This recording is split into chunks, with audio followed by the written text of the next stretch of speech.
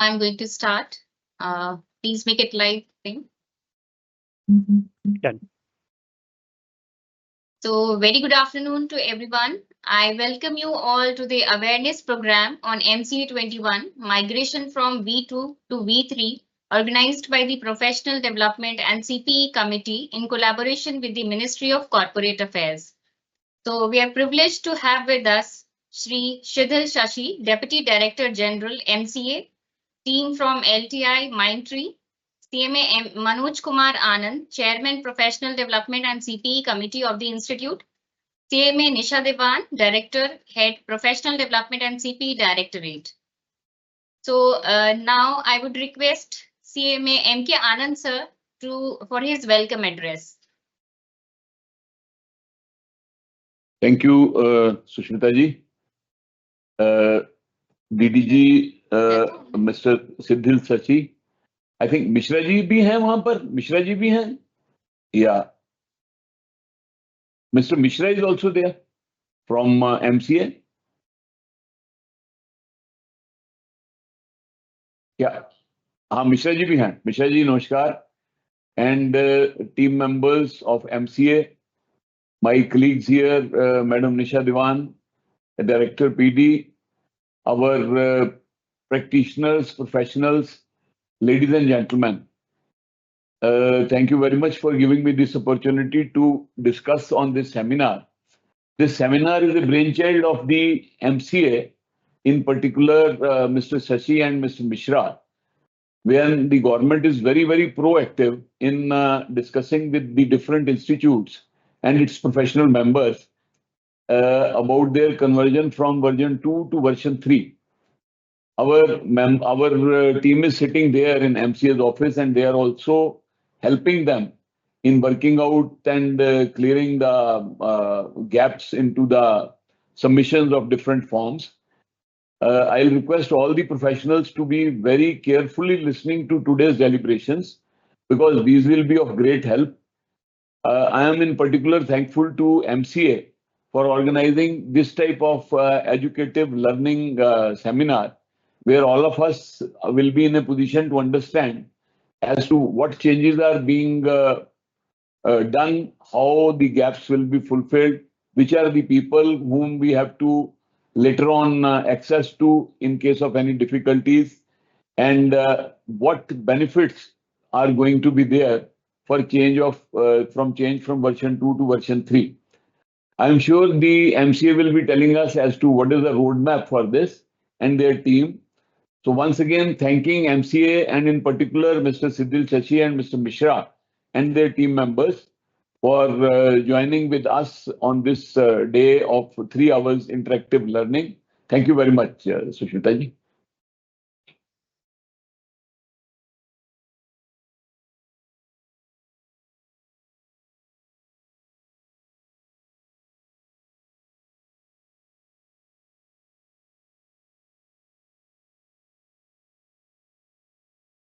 Sushmita, you can speak about the officers from MCA, and then we can request them to start.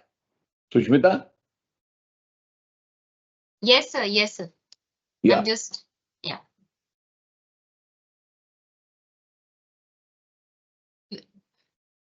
Now, with a short introduction of Shri Shidhal Shashi ji, Deputy Director General, Ministry of Corporate Affairs, I would request for his keynote address to the participants, giving overview on the changes in MCA-21, migration from V2 to V3.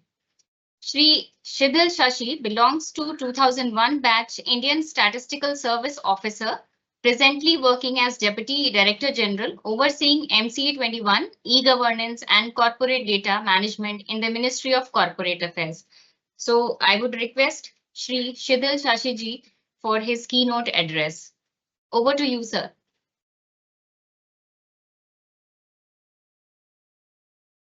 Hello. Dear friends, can you hear me? Yes, sir. Yes, sir. Perfectly fine. Yes, sir. Fine. Dear friends, I extend my heartfelt gratitude to ICMI for arranging this session. It's an absolute pleasure to be here today to share some of the important updates that are coming for the lot 3 of V3.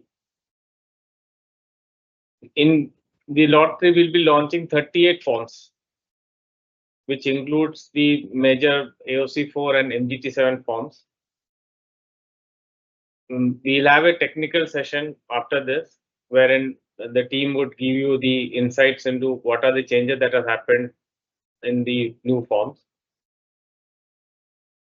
The important update that I would share is that from 18th June, V2 system would be disabled, and the new set of forms would be available in V3 from 14th July.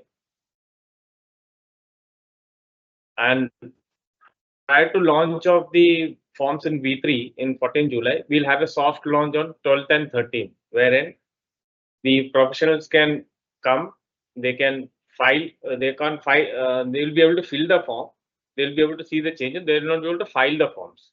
So the rest of the things will be available there, but filings will not happen. So you can check your data that is available in this system.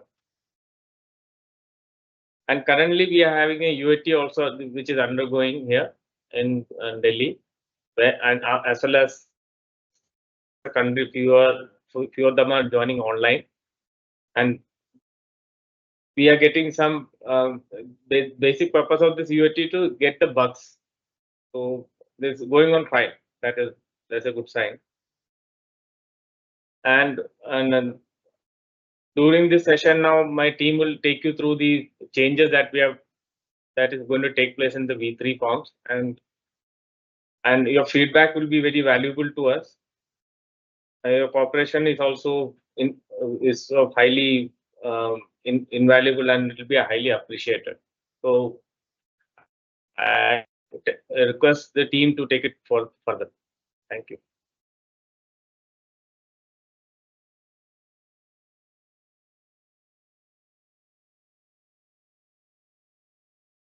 Thank you, sir.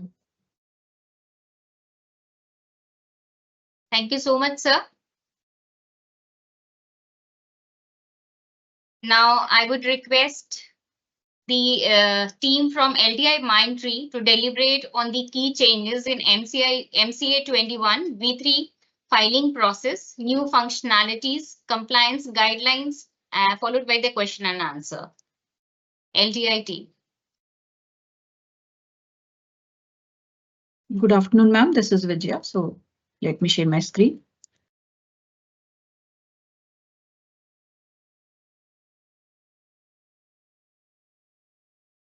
Ma'am, hope my screen is visible.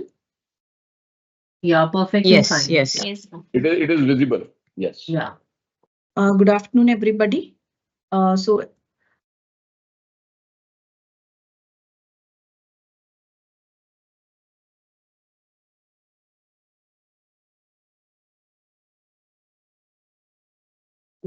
today, in today's webinar, so we'll be covering the topics which are highlighted here. So we will be talking about what all the forms that are going live on 14th July, and what is that list of the forms, and what are categories are there inside these 38 forms. And we will also talk about, for each category of the forms, we will talk about what are all the enhancements that are there in each of the forms.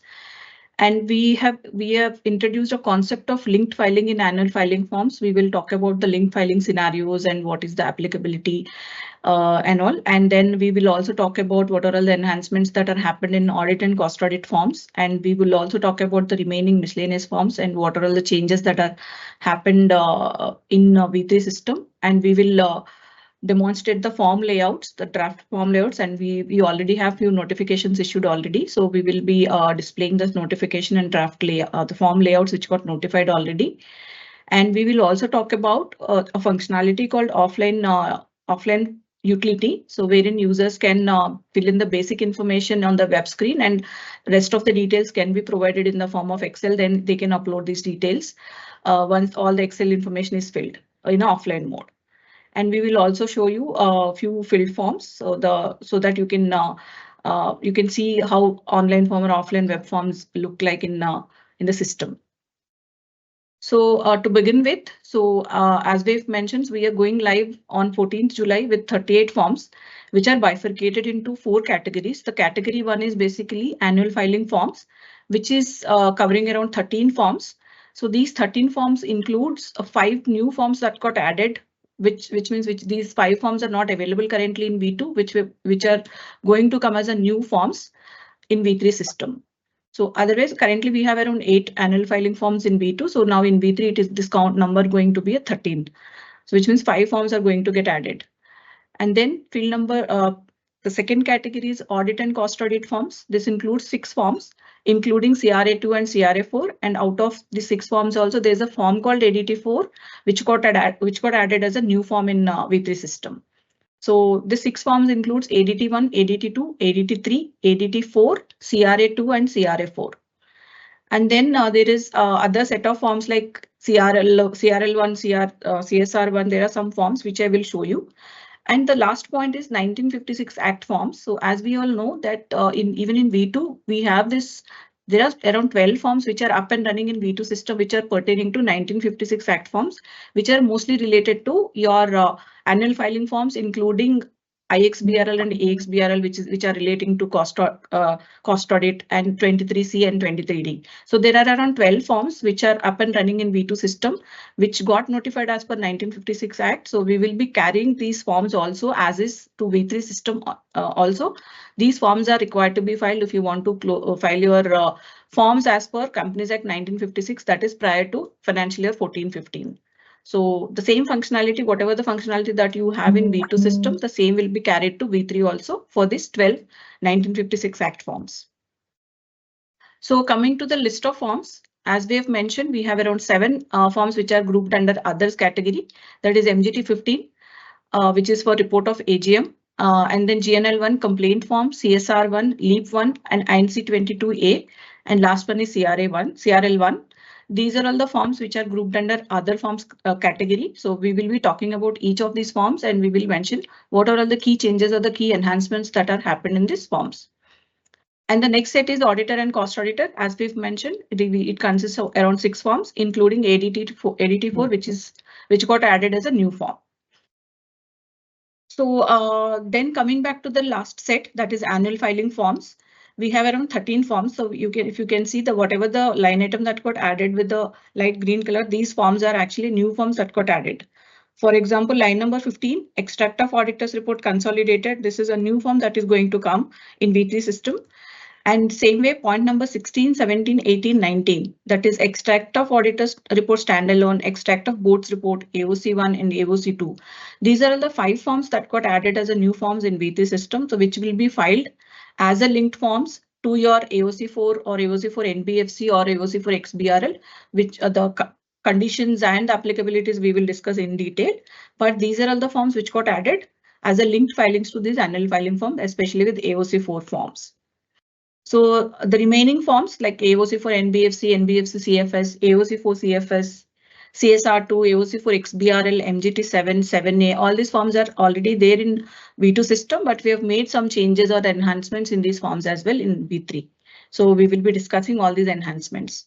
And the last set is 1956 forms, which we have already discussed. There will not be any notification for these forms, because these forms got notified as per 1956 Act, and Act itself is not in force. So you will not get any new notification for this, which means whatever the forms which got whatever the notification which is applicable as per 1956 Act, the same PDF format you will be filing the forms. However, only the difference from V2 to V3 is you will be filling the forms in web screen, but the PDF conversion, once you generate the PDF, that will be as per the notified form as per 1956 Act only. So the difference for this form is in V2 system, you must be downloading these forms from the MCA portal and you're filling. But in V3, you will be filling in web screen. All these forms you will be filling on a web-based forms. Later, you are converting your web form into a PDF. Only that is the difference. Otherwise, layouts, fields, everything would remain same for these 12 forms. So before going into the form-wise enhancements, let us see few key enhancements which happened, which are applicable for all the forms, including the forms which are up and running in V3 system. So these are all the a few pointers that we want to highlight. So first form is introduction of web forms. So this is one of the major enhancement in V3 system. So we have moved all the PDF based forms into a web based forms, wherein you have to create your user ID, and then you have to log into the system and you can fill the form on web screens. And then the second enhancement that we have made is the introduction of linked forms in V3 system. So in V2, the linked form concept was like very limited to only certain set of forms like incorporation forms in V2 system. But whereas in V3, this linked filing concept is extended to multiple forms which are already up and running in V3. For example, we have added the linked form of EMOA to SH7 and EMOA to MCA-21, and there are many other forms wherein wherever you want to change your company structure conversion forms, for example, INC6 or INC27. So in all these forms, we have added EMOA, EAOA as a linked filing. So whoever has already filed these forms, you will know it is not just limited to your incorporation forms in V3 system. The same way, this linked filing concept, apart from these conversion forms, MCA-14 and incorporation, we have extended this concept of linked filing to annual filing forms as well. So which we will be discussing in detail in the coming slides. And the next enhancement that is there in V3 is basically auto pre-filling of common fields across the forms. Suppose if you've already, whenever you're filing a conversion form, for example, or any other form where before filing this form, you have to go and file other form. For example, MCA-14, you have to go and file before changing your address, for example. So then to the extent possible, if the information is already available in the system, so we are trying to pre-fill that information without asking the user to fill in the data. Suppose, let us say, if I want to know what is the order issue date or what is the posting date of that SRN. So we are trying to pre-fill the information to the extent possible if I already have this information in the system. So this functionality is you can see in annual filing forms also, wherein we have introduced a concept of pre-filling previous year numbers in the subsequent year's annual filing forms. So like that, if the information is already available with us, we are trying to fill this information so that it can save a lot of efforts of the user. And form fields optimization by removal of duplicate and redundant fields. So we have, in fact, each form was actually analyzed in detail by a separate committee along with the MCA officials and LTIM officials. That each form has undergone some or other change. The look and feel got changed, or if there are some redundant fields, we have removed those fields, or if there are some attachments which we can convert into a digitized format in the form of form fields, we have done that. And accordingly, so these attachments, many attachments got removed. So there are so many optimizations that were done in all the forms which are already there in V3 system, and same activities carried for the forms which are going live on 14th July. And then next enhancement is basically the minimization of attachments, as we've mentioned. So to the extent possible, we have converted these attachments into a digitized format. That is, we have added the fields itself within the form. For example, in DIR 12, if you see consent of the director, earlier we used to ask the user to attach in the form of attachment to DIR 12, wherein now if you see DIR 12 in V3 system, so whenever you are appointing a director, so the consent of director has to be provided in the digitized format, which means the person who is going to get appointed also has to affix his DSC. So these kind of enhancements we have made, because attachment data is basically, we will not be able to read the attachment data, even the information is there with us. So because it is not in a structured format. So to the extent possible, all these attachments either converted into a structured format, that is in the form of XLS or XLSM, which is macro enabled Excels, or we have converted this attachment itself into a field or the section within the form. These kind of enhancements we have done, and the same enhancements you get to see in the forms which are going live. And addition of field level validation, thereby minimizing errors at the time of filing. So basically we have these two types of validation that happens whenever you file any form. One validation is called field level validation, which means at the time of punching the data or filling the information itself, you will get an error. Few validations would happen once you fill in the entire form, and once you submit, those validations happens at the time of your submission. So, but in V3, since all these forms are web-based forms and each form is bifurcated into different sections, all the field level validations would happen at each page level. So suppose, let us say the form is bifurcated into 3-4 pages and you have already filled in the first page information. Before going to the second page, you will get to see all the validation errors, or if any, so that you can correct this information and you can move on. But whereas in V2, you have to click on a field called check form to get all these field level validation issues. So these kind of enhancements are there in V3 system. And then the last enhancement, which is common across the forms. So we have actually increased the file size limit from 6 MB to 10 MB overall size limit, because in V2 it is 6 MB, including all attachments, form attachments and DSC. So it is 6 MB. So we have increased that limit to 10 MB. And also right now in V2 system, there is no maximum size of the attachment. So in V3, in most of the forms, we have restricted the size of the attachment to 2 MB. But there are some exceptions, especially with respect to annual filing forms. Otherwise, you get to see this kind of restriction of attachment limited to 2 MB in most of the forms, unless and until there is an exception to that limit. However, the overall file size is increased to 10 MB.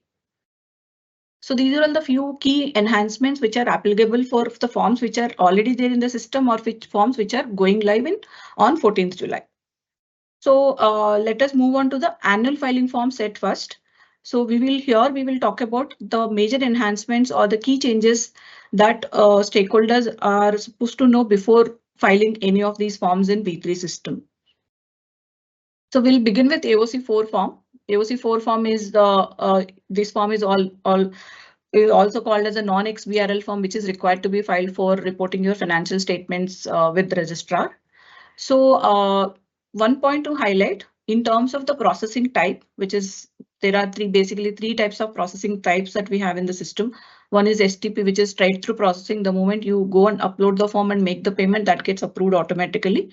There's other category called non-STP, which means this form will mandatorily go to the ROC user for processing. Only after ROC user approves or rejects it, system will not take this update into consideration. There is a third category called conditional STP. Based on certain conditions, this form will get routed to STP or non-STP. So for example, AOC4, it is basically a conditional STP form, which means you can see these exceptions. The e-form shall be processed in non-STP mode in all the following cases. One is whenever you're filing the form with the purpose called revision under section 130 or 131, or you're providing a paid up capital, which is which leads to reduction of paid up capital. Only in these cases, the form goes to non-STP for processing. Otherwise, in all other cases, the form shall get processed under STP mode. So there is no, as far as processing type is concerned, for all these forms, 38 forms, there is no change in the processing type. Whatever the processing type that is there currently in V2 system, same would get continued in V3 as well. So coming back to the enhancements of AOC4 form. So whatever the points that we are going to see for AOC4 form, these enhancements are equally applicable for AOC for NBFC also. This AOC for NBFC is required to be filed by NBFC companies who are following Ind AS. So these changes are equally applicable for AOC for NBFC as well. So the first point is we have user will have two options to file the form. So ideally, we should have in all other forms which are running in V3 system, we have only web-based form, which is called online form filing. However, in AOC4, we have introduced a concept called offline functionality, the offline mode of the filing the forms, which we will be talking in detail, and we will try to demonstrate one form as well. So we have two options. So it is up to the user whether they want to go for online option or offline mode, depending on the number of forms they want to file at a point in time. So accordingly, they have to decide whether they want to go with online mode or offline mode. And the next enhancement or the change is basically the requirement of attaching AOC1 for statement of subsidiaries as per section 129 has been removed. So there is one attachment in AOC1, which is AOC4, which talks about subsidiaries, joint ventures and associate companies. So if your company has a subsidiary or has a joint venture or has an associate company, then they are supposed to file such information in the form of attachment, which is called AOC1 in V2 system. So since we are going to add this AOC1 as a mandatory conditional mandatory linked filing in V3 system, so we have removed this attachment completely from AOC4, which means this AOC1 will now come as a linked filing, which is wherein user has to provide the details in a digitized format, and we will be storing that information. And the next enhancement is similar enhancement. This is for AOC2, which is nothing but the related party transactions. So right now in V2 system, so you have to select whether company has any related party transactions, and you have to provide certain information in the AOC4 form, and you have to attach the details, the complete details in the form of attachment in AOC4.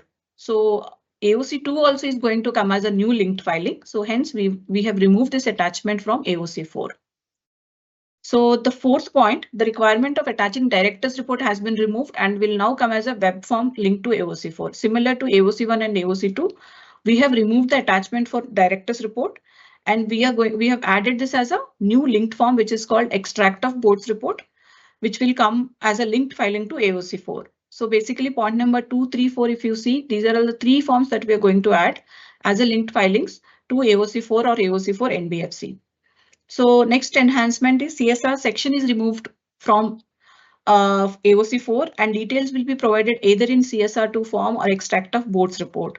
Look, currently what is actually happening is there is one CSR section in AOC4 form, which is as per Annexure 1, which is applicable prior to financial year 2021. So what is currently there is information, we are taking information in Annexure 1, and also we are asking the user to file CSR2 if CSR is applicable from the financial year 2021 onwards. Basically, we are taking this information twice, which is not actually required as per law. So to ensure that user is not providing this duplicate information at both the places, so we have removed this CSR section completely from AOC4. And however, this section got added into a new linked form that is called extract of board's report. However, user, it depending on the financial year that you are filing for. So suppose let us say if you are filing AOC4 for 18-19 financial year, only then CSR section in board's report we will be enabling. However, if you are filing the form for financial year on or after 2021, so we will be asking you to file CSR2 as a linked filing. Either CSR2 will come or you have to give your CSR information in board's report. Both the places we will not enable at a same point in time for a single financial year, which is currently happening in B2. So this is one of the change. And form to be filed with mandatory linked filing of extract of board's report and extract of auditor's report standalone.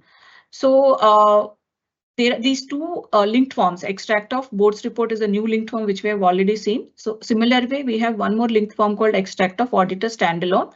These two linked forms will always come as a mandatory linked filings to AOC4 or AOC4 NBFC, which means in V3 system, if you file AOC4 form or AOC4 NBFC, at least you have to file extract of board's report and extract of auditor report as a mandatory linked filings, which means minimum 3 forms have to be filed in V3 system. And then AOC for CFS and extract of auditor's report to be filed as a linked filing if consolidation is applicable. So let me explain what is the process that we are following in V2 for AOC for CFS filing, which is for consolidation. What actually happens is you have a parent form, which is AOC4 form. Whenever you are filing a AOC4 form, there is a field called field number 11, wherein you go and select whether consolidation is applicable to the company, yes or no. So suppose if consolidation is applicable to you, you have to go and say yes, and then you have to go and file this form AOC4, and that gets approved. And only after approval you can go ahead and file AOC4 CFS by referring your parent SRN, that is AOC4 SRN. So many a times, if this AOC4 form, as we've seen in the previous slide, it is a conditional STP form. If it goes to ROC user for processing, it may take time. So in between, so suppose your due date might for AOC4 CFS might have passed, and you may end up paying additional fee also. So also you have to repeat the details. You have to fill in the details manually based on your SR and whatever. There's so much of duplication here also. So what we've now going forward in V3, what we have done is, the moment you select the field number 11 as yes, that is consolidation is applicable to the company, we will enable the AOC4 CFS as part of this filing only. So you can, apart from the extract of director's report, board's report, extract of auditor standalone. So you will also get AOC4 CFS as a linked filing if you say yes, that consolidation is applicable to me. And whenever CFS will come as a linked filing, so we have added one more linked filing, which is called extract of auditor's report consolidated. So now we can see there are 5 forms I said, right? So we have added new forms. One is AOC1, which is for reporting your subsidiaries, joint ventures and associate companies, and AOC2, which is for related party transactions, and board's report, which is a mandatory linked filing, and extract of auditor standalone, which is again a mandatory linked filing, and also AOC for CFS, which is already there. But the way the form is going to get processed will you see a change here. And also the last new linked filing is basically extract of auditor's report consolidated, which is applicable only whenever you're filing your CFS form. So then the next point is CSR to be filed as a linked filing wherever applicable. So currently in V2 system, CSR2 form is getting filed as an independent filing. So based on the rules notified under accounts rules, accounts rules. So basically CSR2 currently if you want to file CSR2 again, you have to go and file AOC4 or AOC4 XBRL or AOC4 NBFC. Only after approval you can go and file your CSR2 because it is mandatory for you to refer your parent SRN whenever you file CSR2. So in V3 system, this form also will come as a linked filing, but there are certain conditions and applicabilities which we will discuss in detail in the next slide. So however, so CSR2, depending on the year for which you are trying to file, either it will come as a linked filing or you have to go and file independent the way it is happening in V2. So the way in the same manner, you may have to file in the form of independent filing, depending on the conditions and year for which you are trying to file the form. And next enhancement in AOC4, various fields relating to AOC4, AOC2, director's report, auditor's report have been removed. So as we are already forms into this information into a separate linked filing. So whatever the information that we are capturing, the limited information that we are capturing in the AOC4 form or AOC4 NBFC. So we have removed all such fields because that all now going forward, suppose let us say all the subsidiary details, there is a subsidiary detail section in AOC4. Based on the number of subsidiaries you enter, we are taking some information of your SIN number of the subsidiary or registration number, some details we are taking, right? So all such information got removed now, because you will be giving this information in a tabular format separately in the respective linked filing. So, and next 2 points are relating to the companies who can file these annual filing forms. The currently in V2 system, all these annual filing forms can be filed only by an active company. So your company status has to be active as on the date of filing if you want to file the form. But we've got so many representations saying that there are some companies which are under liquidation or under CIRP. So we have to enable the filing for these companies as well. So accordingly, the required rule change has already been made earlier only. So now in V3, so if you are filing AOC4 form and your current company status is under liquidation or under CIRP, you can still go ahead and file your forms because company is not yet closed. Right, so that is why we are enabling this filing for these two companies, these two statuses also. So, however, only the important point is whenever your company is under liquidation or under CIRP, please make sure that you have your association created for IRP, RP liquidator, because in these cases only this IRP, RP or liquidator only these people can sign the form. So for creating, how do I create this association of IRP, RP liquidator? INC-28 has already been enabled to create this association for the companies which are under liquidation or under CIRP. And next enhancement that we have made is addition to capture GNL1 SRN. So in V2 system, we don't have this GNL1 SRN in AOC4 form. Because of that reason, we have to take the order extension of AGM order and many more attachments we are taking. What is the reason for not holding AGMs? All that information we are taking in the form of attachments.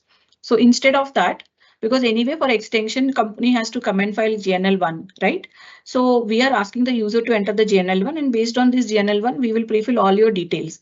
And at any point in time, if they want to see the order issued as part of GNL1 also, the MCA or anybody in the system, we can easily track what is the base for this extended AGM that user has entered or system has pre-filled the information.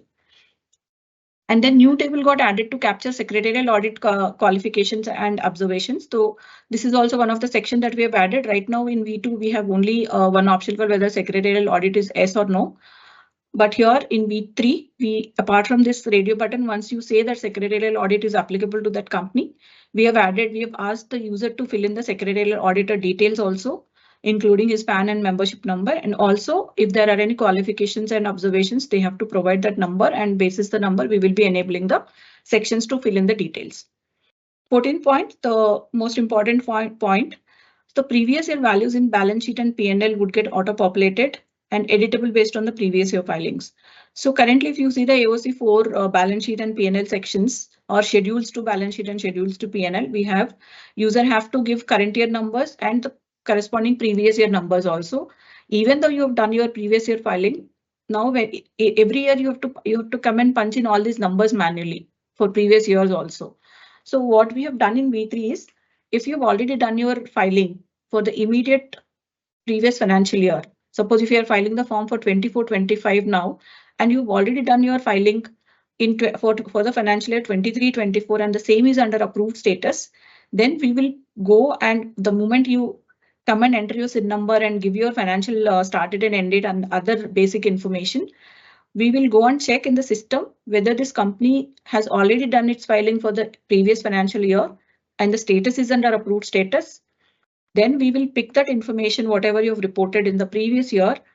So basically in the previous year information, we will pick it from your current section. So previous year current data will become your current year previous year information, right? So we will pick that information and we will populate in all these balance sheet and P&L schedules so that you can save a lot of time in punching the numbers again. So you may get a doubt, what if I want to change these numbers if because of the reinstatement or whatever may be the reasons. So what we are doing is we are pre-filling this information and we are making these fields, all these fields are editable. If you want to edit something, you can go and edit subject to this totals. You have to adjust assets and liabilities totals or subject to all those validations. If you want to edit the pre-filled values of balance sheet, P&L schedules, you can go and edit these numbers. So because we are pre-filling the information and we are asking the user to edit if required. So we have added one column in the AOC4 form, which is called reason for change in the pre-filled figures. So whenever you are changing a value, so we will be enabling one field for providing the reason for this change. What is the reason for you to change this pre-filled value? Is it because of reinstatement or whatever may be the reason? But it is not a mandatory thing to give the reason. But if users want to give this information, you can provide it in this respective. Each row will have this field. I will show you in AOC4 form. So this is one of the major change that we have done in AOC4 forms. And then point number 16, system checks financial year started and ended should fall between period from one period to entered in field number 4. 1 in ADT1. So ADT1 is for auditor's appointment, right? So suppose ADT1 is filed for 5 financial years. So auditor got appointed for 5 years. And now if you are filing the form AOC4, say for 24-25, so system will, in V2, we are only checking whatever the SRN of ADT1 that you are entering is actually linked to your company or not. We are not checking what is the period for which that ADT1 got filed. But whereas in V2, if you try to give a reference of ADT1, which is, and whatever the period for which ADT1 is filed is not matching with the period, financial year period that you are entering in AOC4, we will throw an error. So to put it in a simple manner, suppose let us say I have filed one ADT1 for only 1 year appointment, that is financial year 23-24, for example. But now you are trying to file AOC4 form for the financial year 24-25.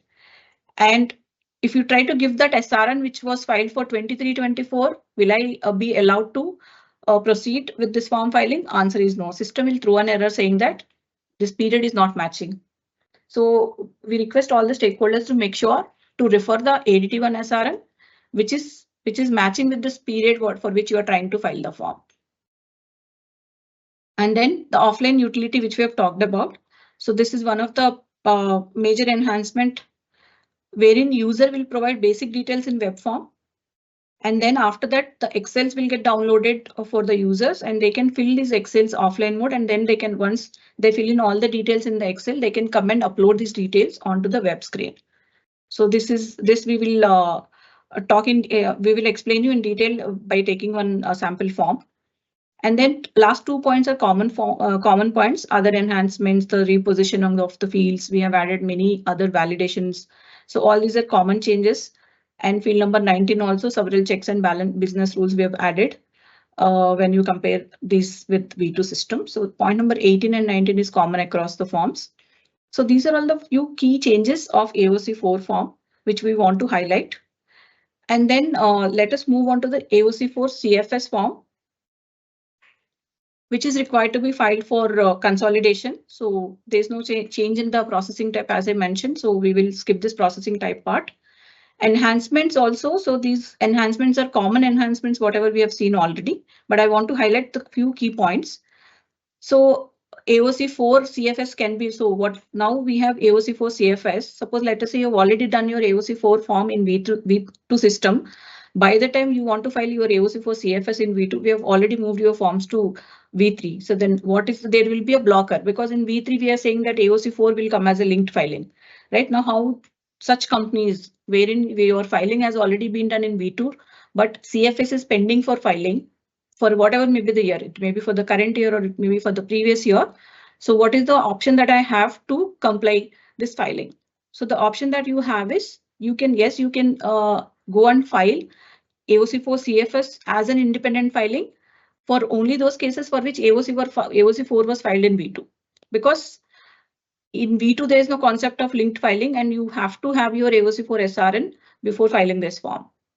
But for the rest of the cases, so for all the prospective cases, suppose if you are filing the form AOC 4 in V3 system for whatever may be the financial year, then this AOC 4 CFS will come as a linked filing. Otherwise, if your AOC 4 was already filed in V2 for which AOC 4 CFS is pending, then you can go and file AOC 4 CFS as a linked filing. Sorry, independent filing. And then, as we've seen in the previous slide, whenever AOC 4 CFS will come into picture, there is a linked filing which is called extract of auditor's report consolidated. This also will come as a linked filing. So we have removed some sections called share capital sections because it is only for consolidation. So the respective company must have already given their share capital pattern, shareholding pattern, everything in the parent form of that subsidiaries or whatever the parent company. So we have removed few sections from these forms. And same way, auditor's report section got removed because we are going to capture audited report related information in the form of linked filing, which is called extract of auditor's report consolidated. So all the remaining points are common points, whatever we have seen. So here also we have this concept of previous year data pre-filling and enabling form for under liquidation under CARP. So I'm not going to discuss these points again because these are all common points. So let us go to the AOC for NBFC. So as I've highlighted, whatever the changes that we have seen for AOC 4, all these changes are equally applicable to AOC for NBFC, including the linked filing logic. So if whatever the linked filing logic, whatever is the applicability for linked filing, everything is applicable for AOC for NBFC also, and there is no change. That is, if you see all these points are repetitive points for AOC 1, AOC 2 and CSR 2, everything is same as AOC 4. So I will skip these slides for AOC for NBFC. And then AOC for NBFC CFS also, this is required to be filed. If AOC for NBFC company consolidation is applicable, then you have to go and file this form. The logic is same like AOC for CFS. So you can file this form independently only if your SRNs of AOC for NBFC was filed in V2. But for which NBFC CFS is pending, only in those cases you can come and file this form as an independent filing in V3. Otherwise, this form will come as a linked filing with AOC for NBFC. And same way, if AOC for NBFC CFS is getting filed either independently or with linked filing, so there will be another form which will come into picture that is called extract of auditor's report consolidated. So all these points again are same. So here also we have the logic of pre-filling the previous year information. So now let us move on to the AOC1 form. So as AOC1, this form is actually required, or the description of the form is basically to capture the information of subsidiaries, joint ventures and associate companies. So very important point to note, what is the type of processing for these linked filings? Whatever the processing type that is applicable for your parent form. Suppose if you are filing AOC1 with the AOC4, if that AOC4 processing type is STP, the linked form also will get processed under the same processing type. It depends on your parent form processing type. So it is not just for AOC1. Any linked filing processing type is dependent on your parent form processing type. So now enhancements proposed. So basically as such, it is a new form. So it's a new addition of new form. And what all options that I have to file this form, so whether offline functionality is enabled for this linked filing, yes or no? Answer is yes. So this form can be filed in both online and offline mode, but very important point to note.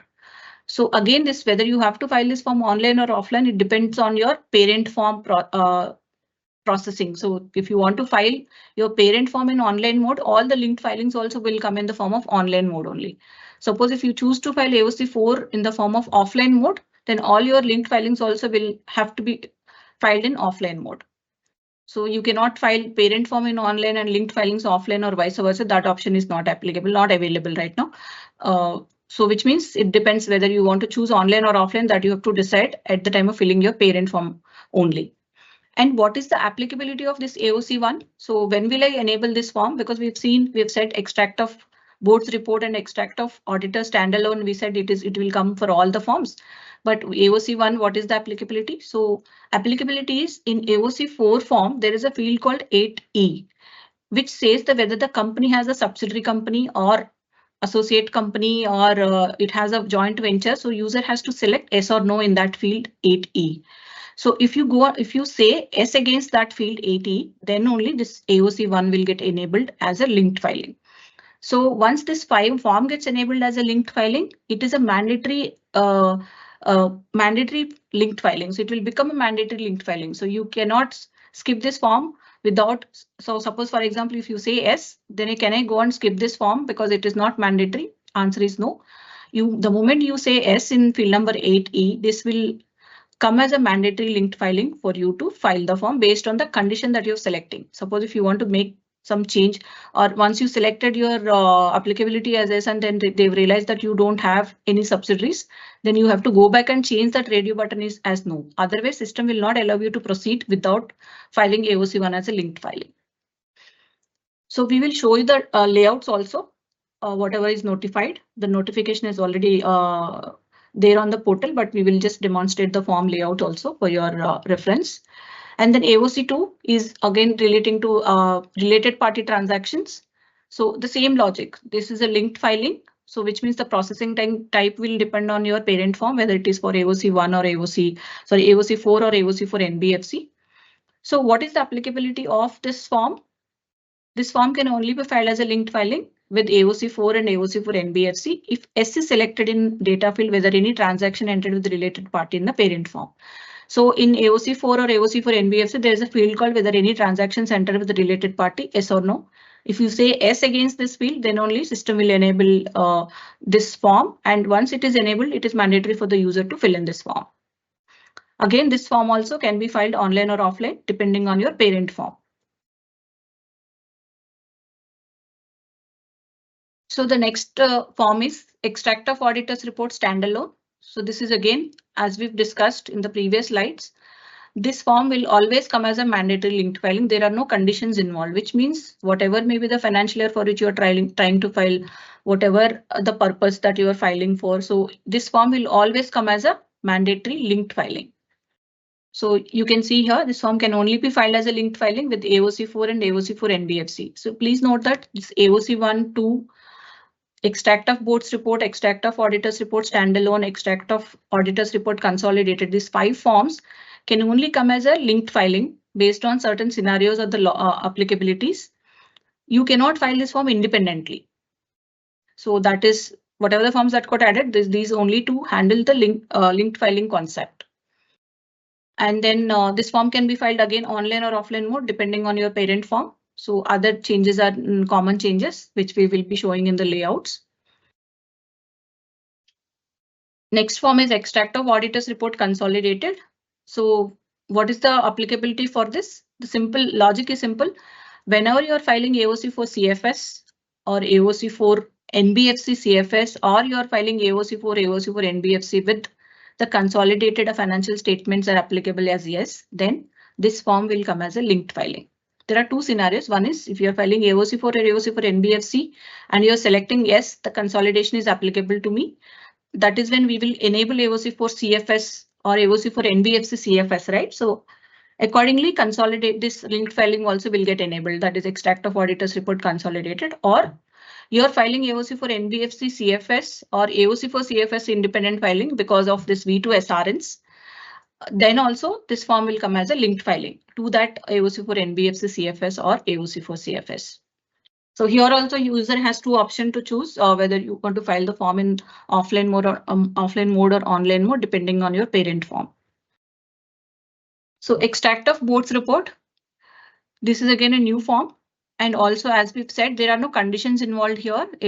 For all the companies, this form has to come as a mandatory linked filing without any conditions or without any checks.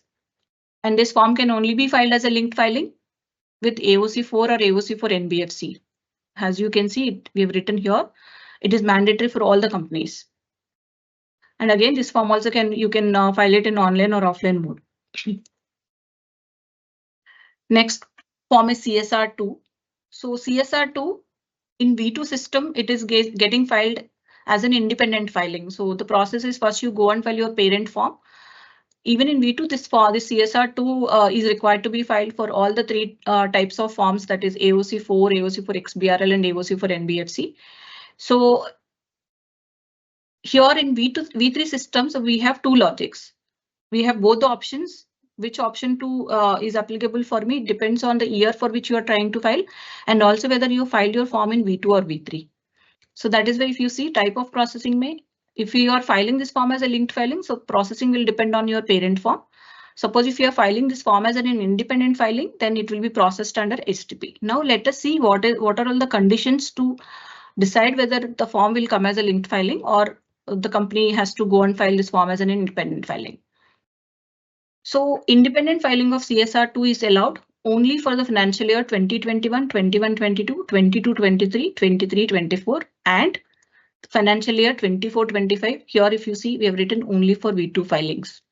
So if you have seen the MCA portal on 19th May, there was one notification which got published relating to accounts rule chapter, which says that there is the period got extended for CSR filing, independent filing till 30th June 2025. If you have seen that notification which says that the period got extended till 30th June 2025. What does that mean is basically, if you are filing a CSR2 form on or before 30th June 2025, so it says that you can go and file this form as an independent filing, which means obviously if it is 30th June 2025 means I have to consider 24-25 financial year also, right?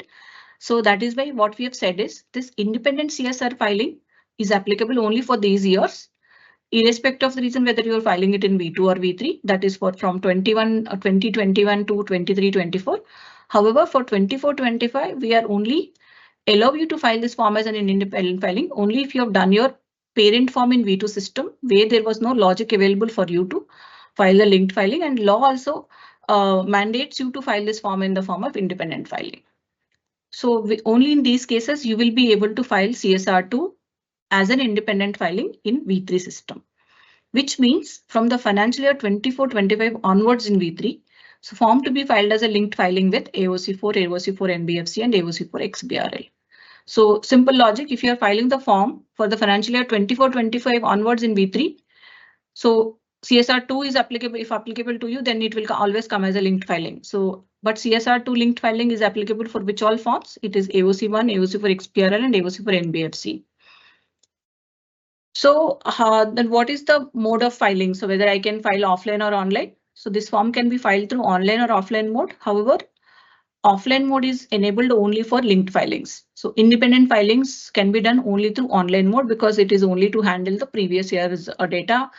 Only where the cases like you come and file AOC4 now because of whatever may be the reason. So only in those cases, these cases are very limited. That is why we've not extended this offline mode for independent filing of CSR2. Now one more enhancement which you see in CSR2 is Excel functionality for different tables available in the form. So as we all know, CSR form is a very lengthy form which has multiple sections, multiple complex tables, because we have to capture the details of the ongoing projects, other than ongoing projects, whatever the ongoing projects that are currently running, whether you've spent or unspent, excess spent. So there's so much of data that we are taking in a tabular format in different sections.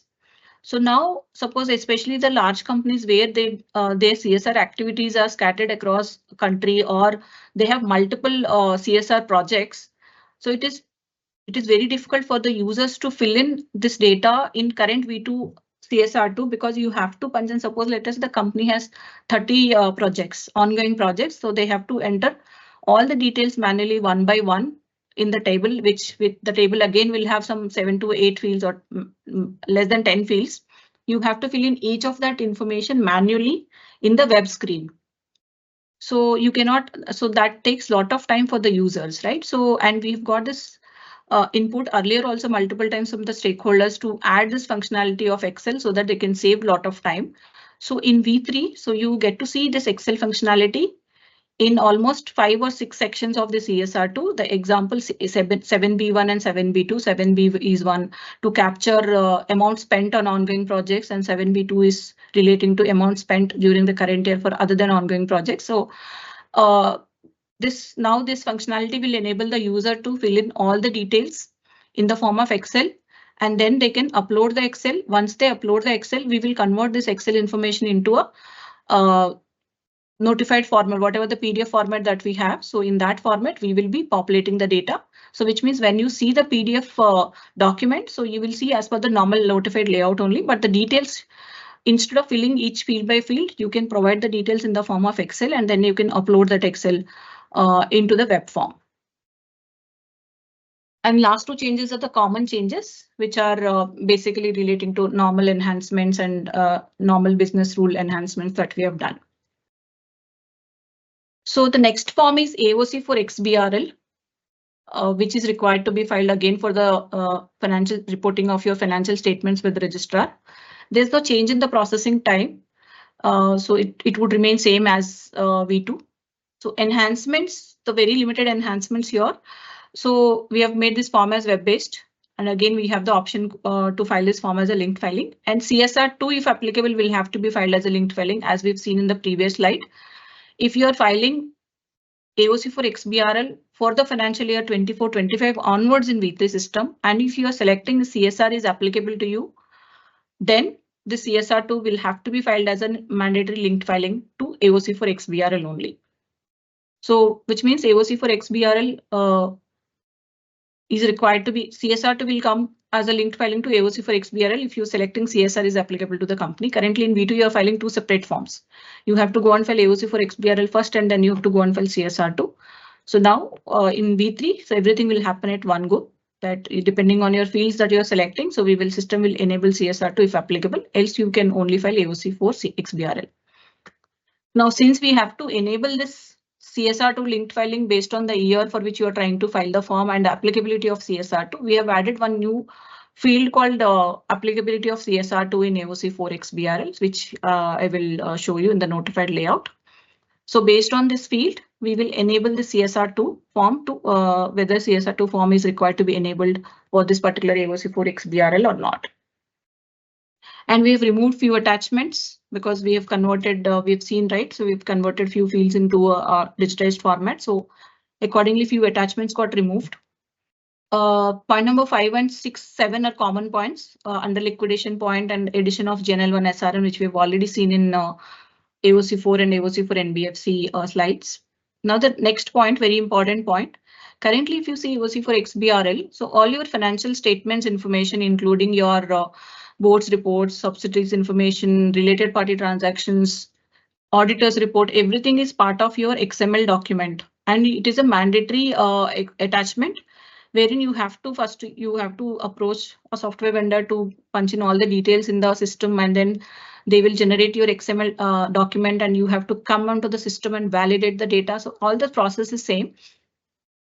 But only the enhancements that we have made is, apart from that XML attachment, which is a mandatory attachment, we have added two more attachments, which is to capture signed financial statements of standalone and consolidated. So you get to see, because right now we are not taking your signed financial statements in AOC for XBRL, only the XML document is what actually you're attaching into the form. So that attachment, the concept of XML attachment, the applicability of consolidated XML attachment would remain same. Apart from that, you also have to attach your signed financial statements. Standalone attachment is mandatory for all the companies. Wherever consolidation is applicable to you, you have to attach the consolidated financial statements also to AOC for XBRL, apart from your XML document attachment. So the next form is MGT7, which is required to be filed. It is for annual return. This is required to be filed by companies other than OPCs and small companies. So here also we have added the concept of online and offline.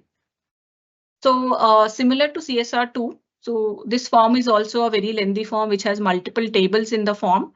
So wherever the tables are complex in nature or the table has more number of columns, so we have added this Excel functionality so that you can fill in the details in the Excel and you can simply upload the details. But however, all these Excels are macro enabled Excels, which means you're expected to enter the data in a predefined format or as per the drop down values, whatever is the applicability. So we will be providing a detailed help kit with all the conditions which you need to follow while filling the data.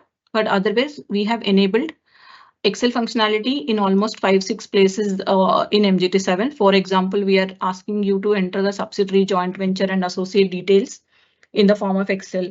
And we have added Excel functionality in board meetings, committee meetings and normal AGM meetings. So AGM or EGM members meetings basically. So we have added Excel functionality in these sections so that you need not fill in the data by field, row by row in web screen. So instead you can just download the Excel and you can fill in the Excel and then you can directly upload onto the web form.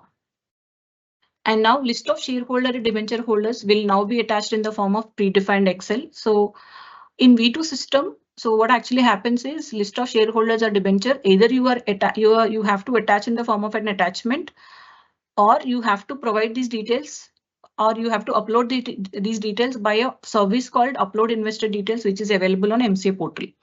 So what is the applicability of this upload, or how do I know which option I have to choose? It depends on your size of the attachment or the size of the list of shareholders or debenture holders. So accordingly, in MGT7 of V2 form has one radio button which says that are you going to attach these details separately? Are you going to attach the details within the form, or you want to upload the details separately? There's one radio button. So if you say yes, that I want to upload the details separately, even though this form is STP, so system will take your information. However, it will not approve the form. It will say that it is pending for investor details upload. And once you go and upload these details by using that service which is available on MCA portal, only then your SRN will be taken into the system and it will get processed under STP mode. Which means there are 2 steps involved. So you have to first go and file this form, and then you have to go and access that web service, FO service, the service which is available on MCA portal, and then you have to upload the details. Multiple Excels you can attach there also. There also you have a pre-defined format, Excel format. In that format you are supposed to upload the details, and only after uploading we will approve the SRN. Now these 2 steps have been merged into a single step in V3 system, wherein first of all, this service of uploading investor details got deprecated, or which will be removed once we go live with V3 forms. And now how am I going to attach this list if the list is huge in nature, whereas my file size limit is 10 MB. So how do I handle this? So point number 1 is you have to attach the list of shareholders while submitting the form only. Point number 2, you have to upload these details in the form of a predefined Excel. So wherein in a macro enabled Excel, wherein you have a certain list of set of columns, and few columns are expected to be in a proper drop down values. In that format only you're expected to provide the information. So this is one enhancement. And also suppose let us say, and what is the file size limit? So I will just explain you the file size limit in the next slides. So, but this is going to be the process. There is no concept of uploading the details through a service. Whatever the number of shareholders that you have, whatever is the number of debentures holders that you have to give the number and you have to upload the Excel in a predefined format while filing the form only. This is one of the major enhancement in MGT7.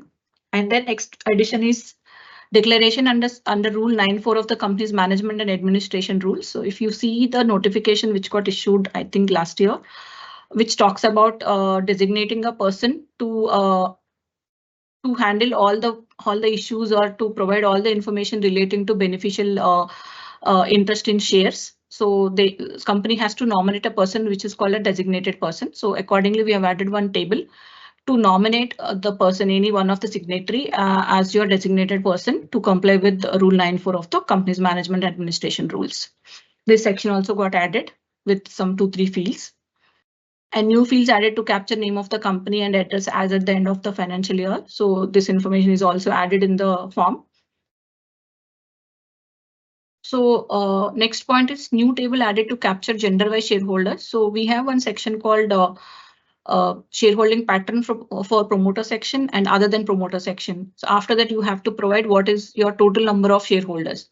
So after that section, so we have added one more table to provide gender-wise information of shareholders, that is male, female, transgender, and other than individuals. These 4 categories. Suppose if you have 1,000 shareholders, you have to categorize into these 4 sections.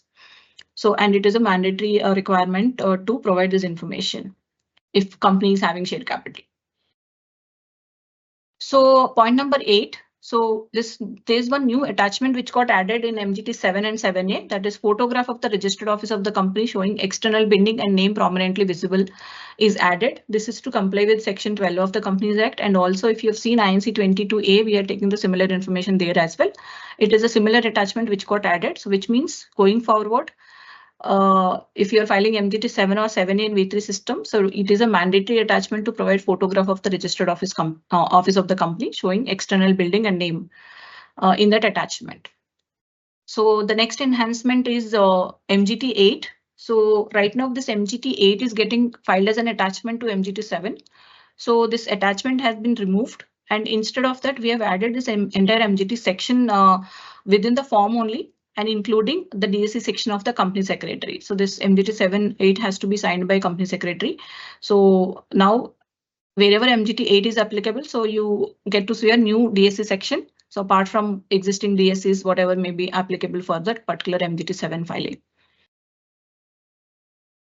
So the next 2 points or next 4 points are common points only, which are relating to under liquidation companies and the normal changes. So we will quickly go to the MGT 7A. The changes are common changes, whatever we have seen in 7. Form has been, you have 2 options, whether choose online or offline mode, and Excel functionality same. Whatever the Excel functionalities that we have added in MGT 7, same functionalities are available to MGT 7A also. And list of shareholders and debenture holders also, it is the same functionality. You are expected to provide the details in a predefined Excel. Since it is a smaller OPC company, so here the file size would remain same.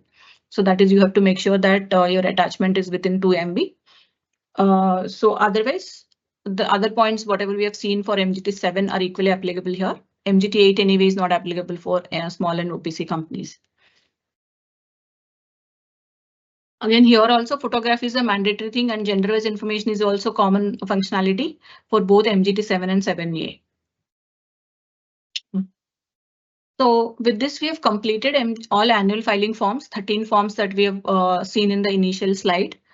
So let us talk about the attachment size exceptions for these forms, because there are some practical issues if I continue with the current functionality of that is 10 MB and limiting the size of attachment to 2 MB. Because I cannot, I mean, basically if we implement that, there will be practical problems wherein user may not be able to attach the documents properly. So the first point is list of shareholders and debenture holders. So as the name suggests, and if you are a listed company or if you're a large public company where the number of shareholders are higher, so you will not be able to handle this attachment within the size limit of 2 MB, right? So accordingly, we have increased the Excel attachment size limit of list of shareholders and debenture holders to 300 MB, which is further bifurcated into 15 files of 20 MB each. So you have to make sure that each file is up to 20 MB. Whenever you are whenever your list is higher and you want to attach the multiple Excels, you have to make sure that your files is not going beyond 20 MB. If it is going beyond 20 MB, you have to make sure you have to divide your data into multiple files, and then only you will be able to upload.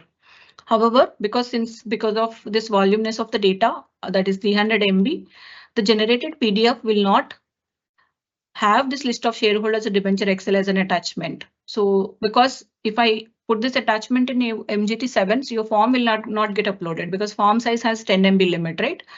So to ensure that user will not face any technical errors or the performance issues, so whatever the Excel that you're going to attach in MGT 7, so it will not be visible in the PDF, but however, it will be stored in the system, and we will be taking all the information, which is now it is in the form of structured Excel. So we will be storing this shareholder data also into the system. Because earlier it was either in the form of attachment or only for large companies they were filing through service. Now everything will come in the form of Excel and we'll be storing that. Only the point that we want to highlight here is the PDF may not PDF won't display this attachment because of the size restrictions. This is one point for MGT7. However, there is no change for MGT7A because MGT7A is only for small and OPC companies. You can still give your details of shareholders and debenture holders within the 2 MB file size. And the next point is 2 MB limit of each attachment is removed in the following forms. So we have seen a common enhancement wherein we've said each attachment is size limit is limited to 2 MB in all the forms, right? But for few forms like AOC for XBRL, AOC for XBRL, AOC for NBFC, AOC for CFS and CFS NBFC, we cannot put this 2 MB limit because most in all these forms you are attaching your financial statements, or in case of XBRL you are attaching your XML document which may go beyond 2 MB. Because especially for large companies, your financial report itself is running into multiple pages and you may not be able to upload if you put a restriction of 2 MB for each attachment. So accordingly, what we have done here is we have removed individual attachment size limit, which means if you have 4 MB of financial statements, you can go and upload. But however, you have to make sure that all entire form size, including your attachments and DAC, is within 10 MB file. It is similar to whatever is happening in V2. Which is 6 MB, we will check. We will not go and check what is your each attachment size. So whatever if you want to attach 3 MB file, 5 MB attachment or 6 MB attachment, you can do it in V3, but subject to the maximum limit of 10 MB, because if it crosses 10 MB, PDF will not get uploaded. So these are all the forms for which exception has been provided. That is removal of this 2 MB limit for each attachment. And the last point, so except these two changes, that is one for the MGT7 and other for these forms wherein we have removed the individual attachment size limit. So all other forms would continue as per the normal process, that is overall file size of 10 MB and each attachment size is restricted to 2 MB. This changes this point all other forms. Suppose for example ADT1 or for example CSR1. So all those forms would continue as per the normal process. That is, you have to make sure that your file size is 10 MB, including all attachments and DSC, and also attachment size is restricted to 2 MB. So before moving on to the next set of forms, so we have seen linked filing scenarios in multiple screens, right? Let us have a snapshot of these linked filings so that we understand what is the applicability of this linked filing for each scenario, what is the condition, what is the availability of this form in V2 system. Let us begin with AOC1. So AOC1, as we've seen in the previous slides, this AOC1 will only be applicable. And if you see here, we have written linked form scenarios AOC4 oblique AOC4 NBFC. So whatever the logic that is applicable for AOC4 is equally applicable for AOC4 NBFC in terms of linked filings logic. So hence we have written both forms here. Now AOC1, this is applicable only if you say S in the field whether company has, which is nothing but 8E of AOC4 form or 8E of AOC4 NBFC. Only then this linked filing will be enabled for the user to fill in. Whether this form is available in V2, answer is no, this form is not available in V2. AOC2 is again, it is for related party transactions, and this will come into picture. Only if you say S against the field 11, which is talking about whether any transaction entered with related party. If you say S against that field, only then this form will get enabled. Then next form is AOC for CFS, which is again applicable only if you say consolidation is applicable or not in AOC4 or AOC4 NBFC. So however, if you see here availability in V2, yes, this form is available, but only the difference is it is available only in the form of independent filing. But whereas in V3, you have both options depending on the year for which you are filing or whether you are filing against V2 form or V3 form. And form CSR2. So this is applicable in case of section, if you say, so there's one field called CSR applicability. And if you say there are three options that are available under that applicability field, that is and section 135 or report for unspent CSR amount are not applicable. If you select any one of this field, that is section 135 or report for unspent CSR amount, and you are filing the form for other than provisional and adopt. There are 4 purposes in AOC4, AOC4 NBFC and AOC4 XBRL. Purpose of the filing, that is, you have provisional and adopted financial statements and adopted financial statements and revision under section 130 and revision under section 131. So this CSR2 will come as a linked file. We will enable this linked filing only for adopted financial statements purpose or for revision cases, not for provisional and adopted. And also here, you have to file this form only for the financial year 24-25 onwards. Only then we will enable this as a linked filing. Otherwise, you have to go and file this form as a independent filing the way you are doing it in V2 currently. So availability in V2, same. It is available, but only independent filing is available in V2 system. Then extract of auditor standalone. So as we have seen earlier, it is applicable for all companies, all filings. If you are filing AOC4, if you are filing AOC for NBFC, so by default, this will come as a mandatory linked filing. And this form is not available in V2. Extract of auditor's report consolidated. It is again, it depends whenever you are filing your CFS, that is consolidation is applicable. That is when your CFS or NBFC CFS would get enabled. So whenever your system is has enabled CFS or NBFC CFS, then this form will come as a linked filing. That is extract of auditors consolidated.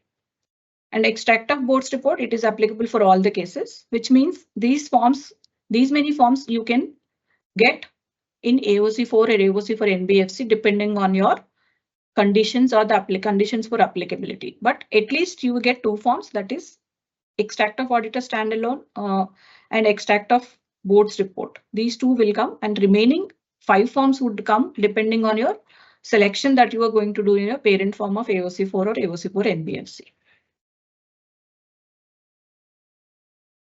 Then next linked filing scenario is for AOC for XBRL. Please note that whatever the linked filings that we have seen, that is AOC1, AOC2, extract of board's report, extract of auditor standalone, extract of auditor consolidated, these 5 forms will not come into picture for XBRL form.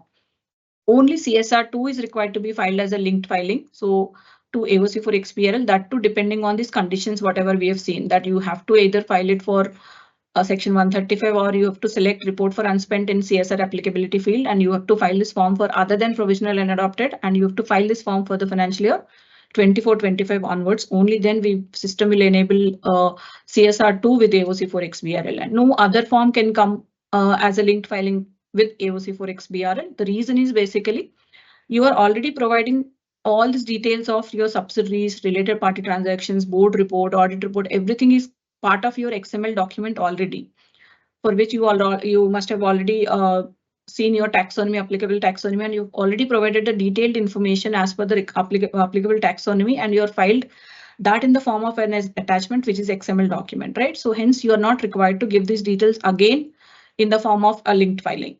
So XBRL XML document is taking care of all this entire information.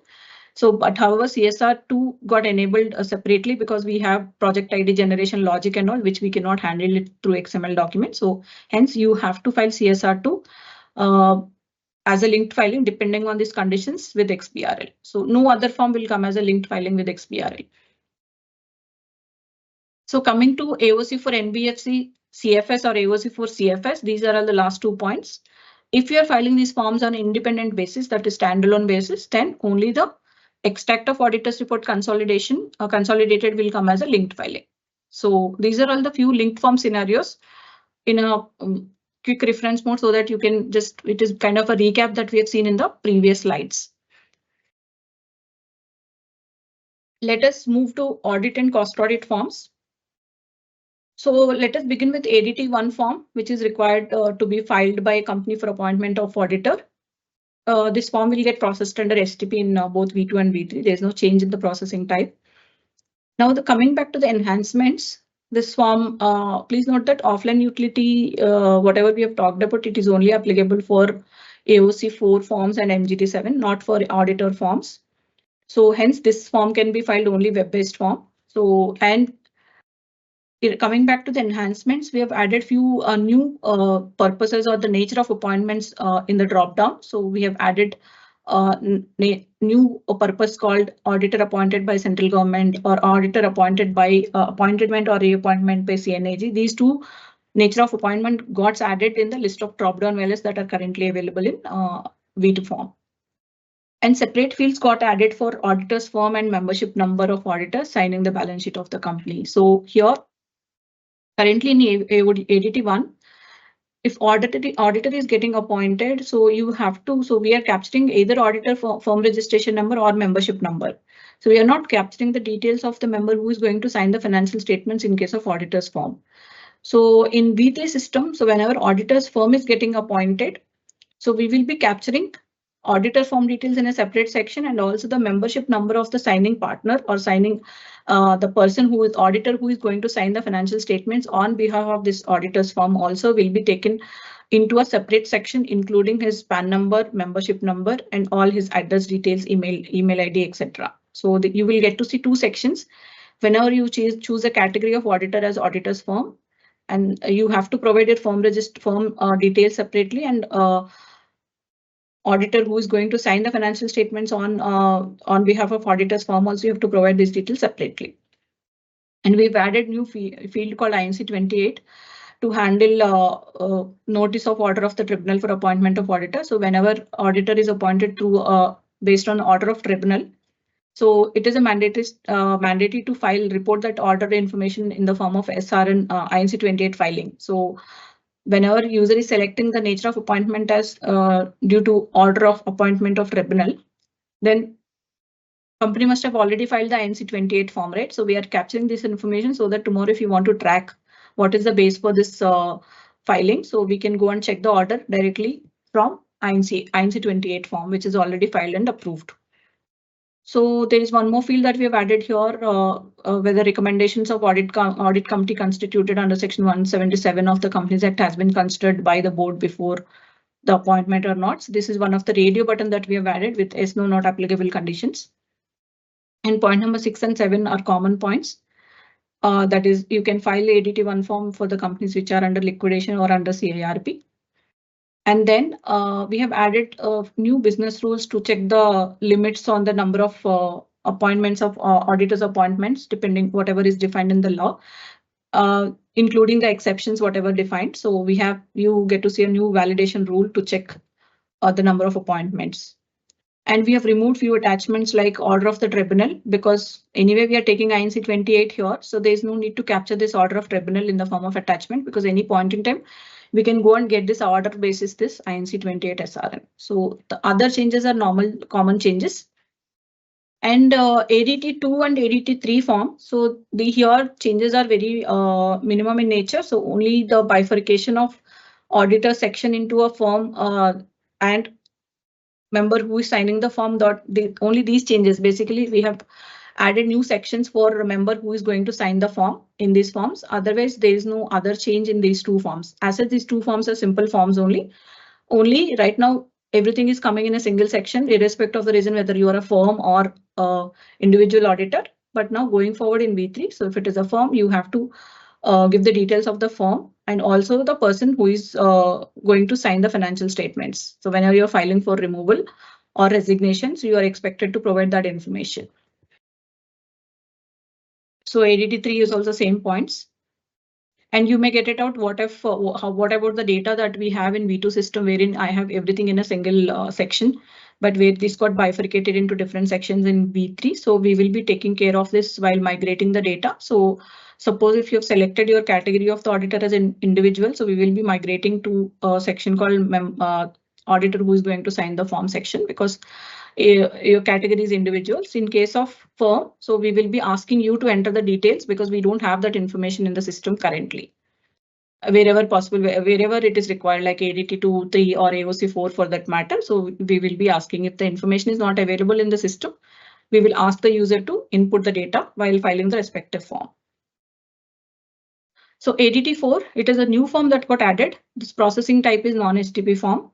So this form is required to be filed by the auditor, and they have to file this form with central government for the cases if they find any suspectable fraud, which has there are certain limits prescribed in the under Companies Act 2013 read with rules. So if the limits are threshold limits are exceeded, then they have to report the such fraud, suspectable fraud information with a central government. Right now, this form is getting filed in the physical mode. So this now in V3, this form has been digitized. So suppose whenever you're doing any audit, whether it is a statutory audit or cost audit or whatever may be the audit, and if you find any suspectable fraud which is crossing that threshold limits defined under the law, then you are requested to file this form in digitized format only, which is ADT4 form. Now coming back to CRA2, form for intimation of appointment of cost auditor. So here there is no change in the processing type.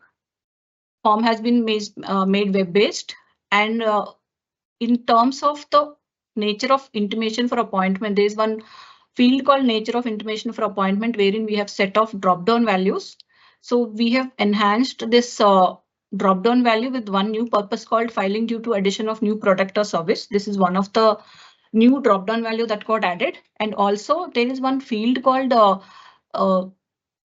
appointment of demerged or amalgamated entity. There's one purpose called demerged or amalgamated entity.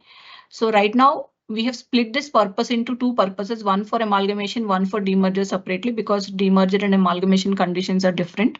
So we have split this one purpose of V2 into two purposes in V3 system.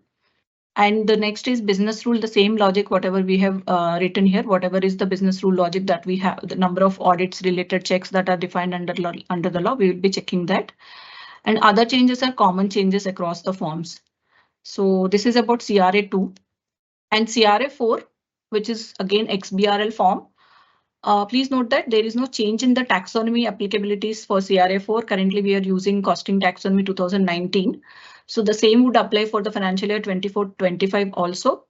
So in terms of the enhancements, we have added a new field to capture GNL1SRN if it is filed for extension of AGN. So if you see the rule, cost audit rules, in 2018, there was an amendment which says that if actually you are required to file this CRA4 within 30 days of your receipt of cost audit report, right? So, but in 2018, there was an amendment which says that suppose if you actually went for extension of AGM for your financial to hold your AGM, so accordingly your cost audit related period also would get extended in line with that extended AGM date. This rule got notified in 2018 only, but right now this V2 form has no such relaxation in terms of the additional fee calculations, even if you've got your AGM extension. So now in V3 system, the CRA4 fee logic is aligned with this change also. So which means if you wherever you have extension of AGM, so you have to, that is the reason why we are asking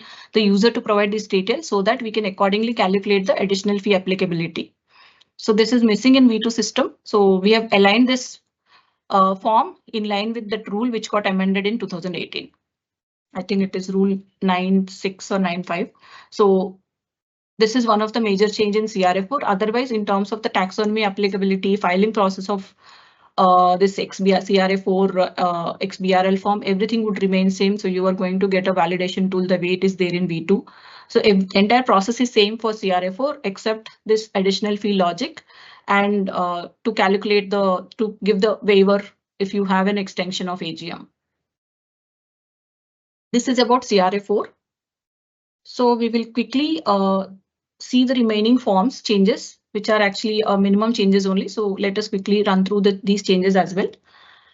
First is CRL1 form, which is basically this form is rarely filed form because this is applicable only for at the beginning of your Companies Act 2013. So to provide your number of layers of subsidiaries. Since this form is already notified under Companies Act 2013, so we have to carry forward this form to V3. So accordingly, so we have moved this form. Will be moving this form also to V3 system. So the change, the enhancement is basically in V2. Similar to upload investor details, there's one service called upload subsidiary details, which means you have to come and file CRL1 and you have to say that yes, I have number of layers of subsidiaries, and you just have to punch in the number there and submit the form. And after that, you have to go to FO service and upload the subsidiary details. This is the functionality that is happening in V2 system. So now in V3, so we are going to remove that service of upload or update subsidiary details. Instead, we have added the table in the form itself, because anyway, we hardly see 1 or 2 forms per year for this form. So accordingly, we have removed that entire service from the system, and instead, whatever the details that you want to provide, you can provide it in the form of form fields only. Within the web form only, we have added a subsidies details table, so you can fill in the details. So this is one of the enhancement in CRL1. Please note that. So if you already have any CRL1 SRN or any MGT7 SRN or 20B, which is as per annual return for as per Companies Act 1956, if you already have any such SRNs under pending for investor details upload or pending for update of subsidy details, we request you to go and upload these details and get your SRN approved. Else your SRN may get marked as cancelled or NTBR, because once we move these forms to V3 system, there is no facility or functionality available for you to go and upload these details. So next is MGT 15, report on annual general meetings. The changes in terms of the enhancements, we have added one field called financial year to which AGM relates, which is actually missing in V2 form. So now this form has to be signed by company secretary of the company. So this also we have aligned with the section and rules. So again, this form can be filed by under companies which are under liquidation or under CIRP. And other enhancements we have done. One more change that we have done is the address of the meeting. So basically, what is the address of the meeting where this AGM meeting is held? So right now it is a simple text box wherein you have to provide everything in a single text box. But here in V3, so we have actually split that address into line 1, line 2, and other remaining fields. So that is one change that you get to see in MGT 15. Next is GNL 1. So filing of application with registrar of companies. GNL 1 have multiple purposes like compounding of offence, and one of the important purpose for extending your AGM. So why the reason for not moving this form is basically because this form is mostly used for filing your extension of AGM, and we have some dependencies or the pre-fill logics based on this information. Hence, we thought like it would be better to move this form along with the annual filing forms so that there will not be any issues in terms of pre-filling your extended AGM dates and all. So accordingly, this form also would go along with these annual filing forms, and we have made few enhancements. We have added DIN number or PAN number for other applicants. So wherever the form is getting filed by any other applicant right now, we are not taking their DIN number or PAN number. So this information will be taken going forward in V3 system.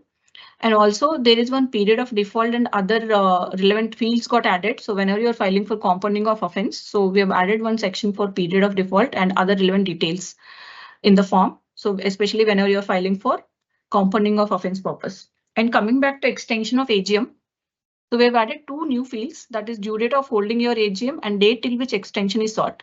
So very important. So right now in V2 system, whenever you're going for extension of AGM, we are only asking what is the financial year for which you are asking for extension.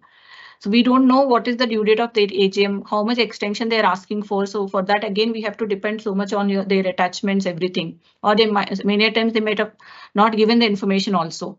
So again, which will lead to again resubmission process and also to avoid all that, to save the time of the stakeholders and also the ROC users, we have added these 2 fields within the layout itself, that is due date of holding AGM and date till which the extension is sought. This is subject to whatever the restrictions that are available under Companies Act 2013 read with rules.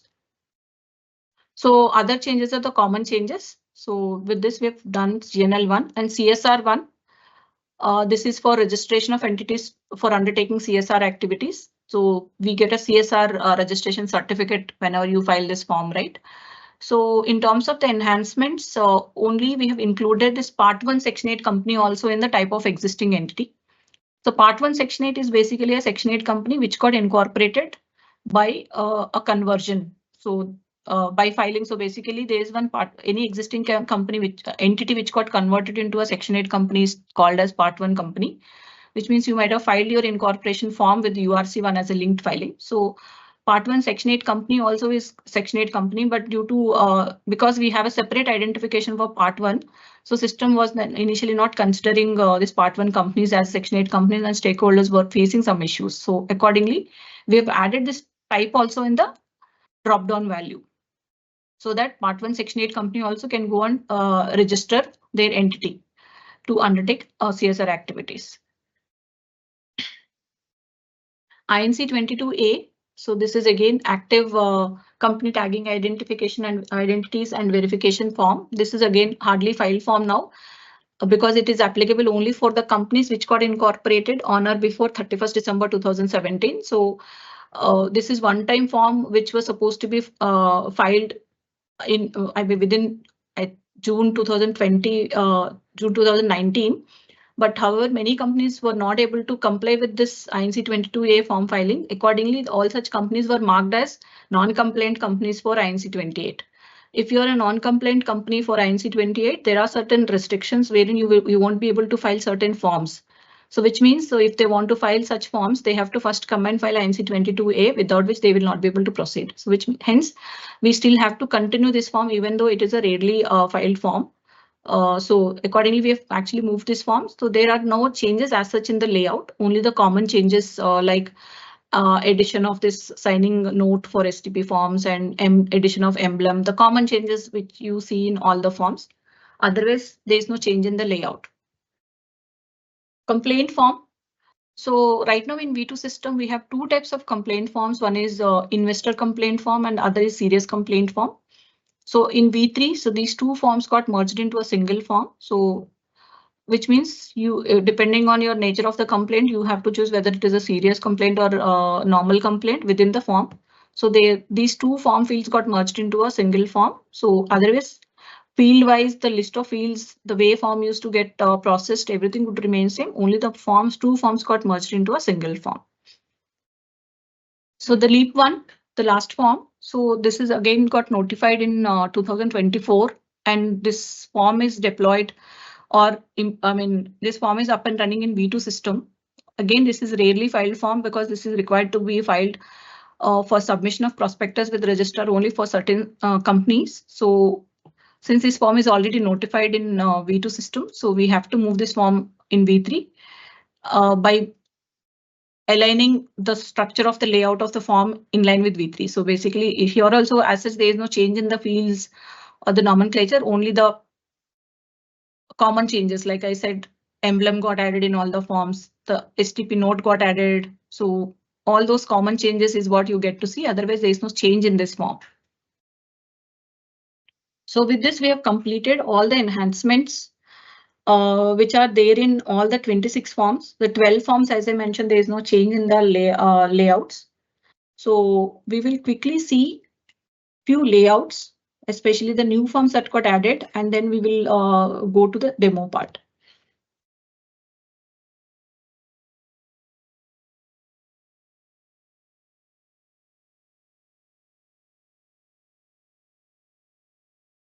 So I'll directly open the notifications and I will show you the layouts. So first, let me open accounts, the second amendment rules.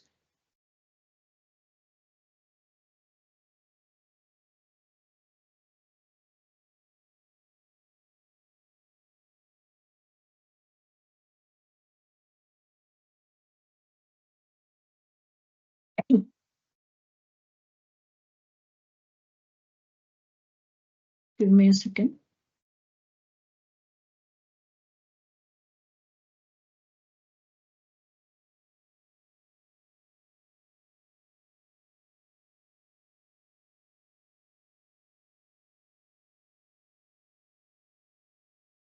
So this is the notification that we have got for accounts amendment rules, second amendment rules. The first amendment rule of this year is relating to that CSR2 extension till 30th June.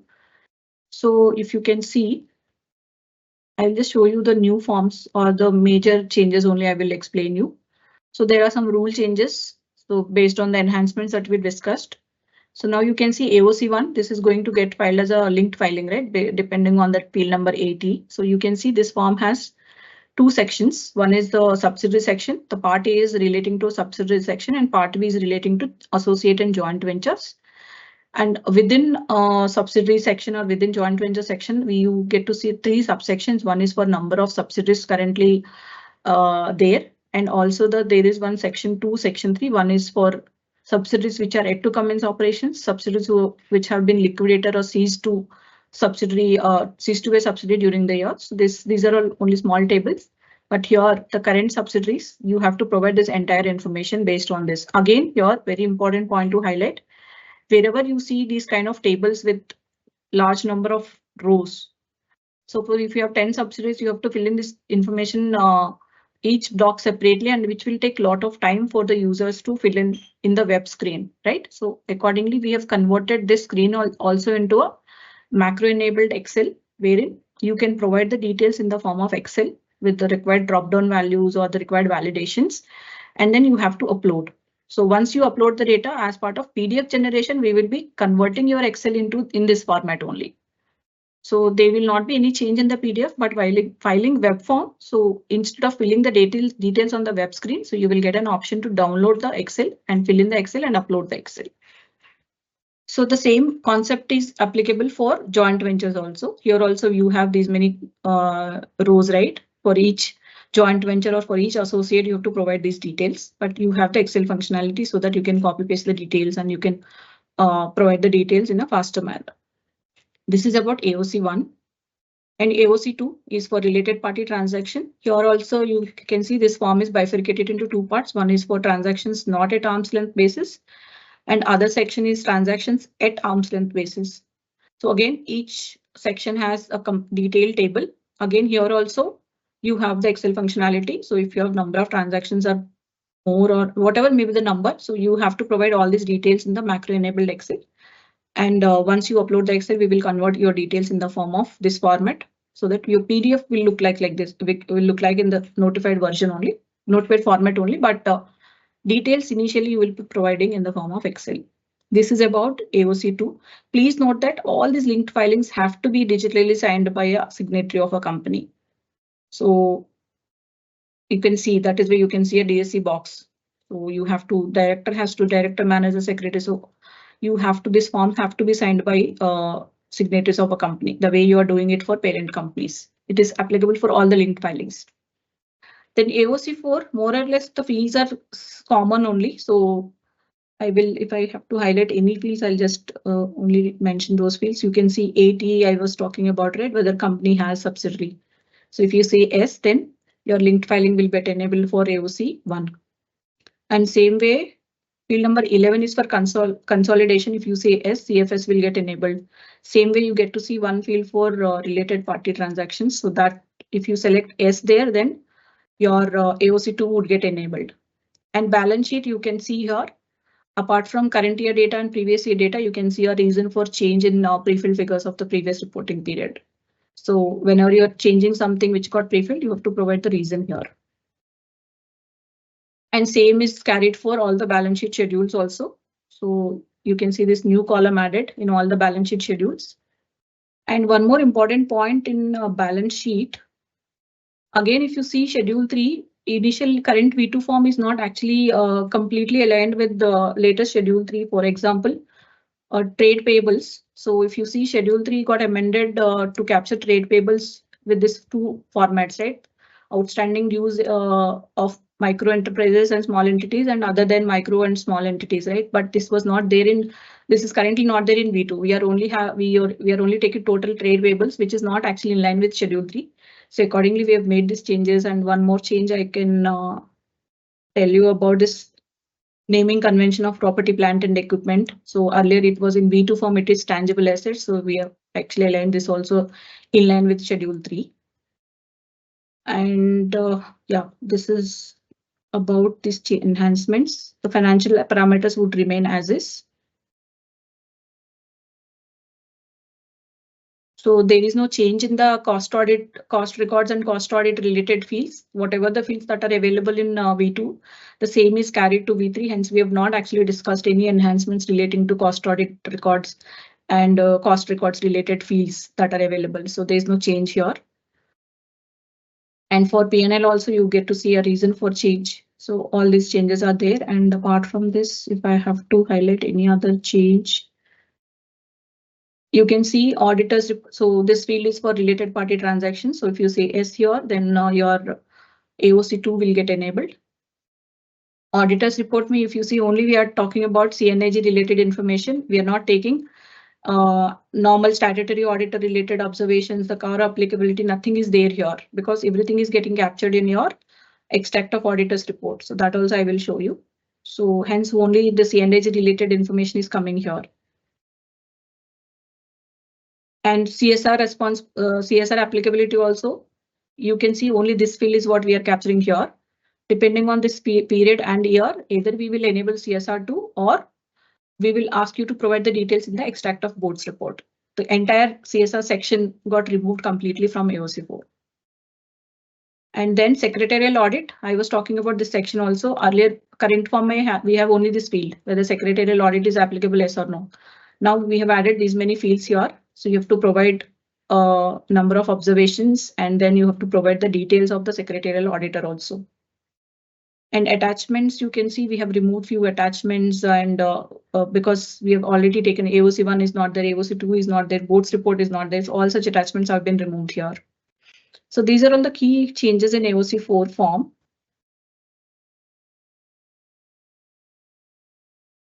AOC4 CFS, and I think I can skip all these forms. So I'll just show you if any other major changes there in these forms. NBFC also the same changes, whatever we have seen are applicable here also.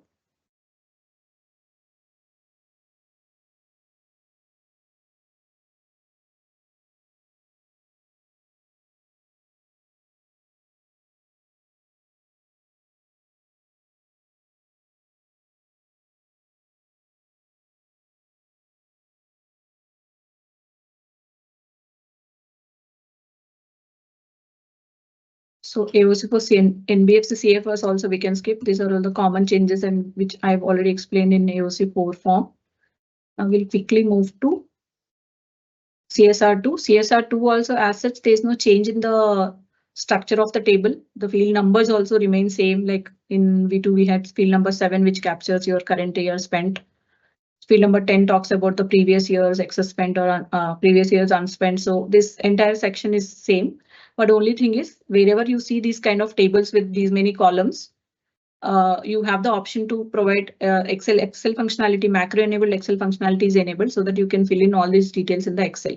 So we have this Excel concept for 7B2, 7B3, and then you have this, we are at section 10, right? Section 10 may also we have Excel functionality here, 10C3, 10C4, and 10B also has Excel functionality. And same way we have field number 11 wherein we have introduced Excel functionality.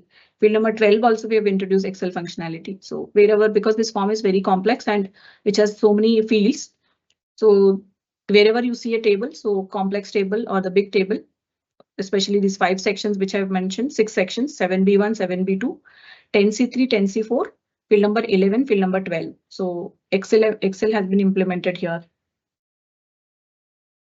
And then extract of board's report.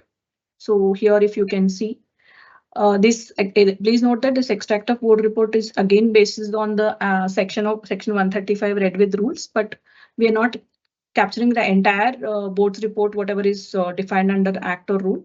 That is where the name says extract of board's report.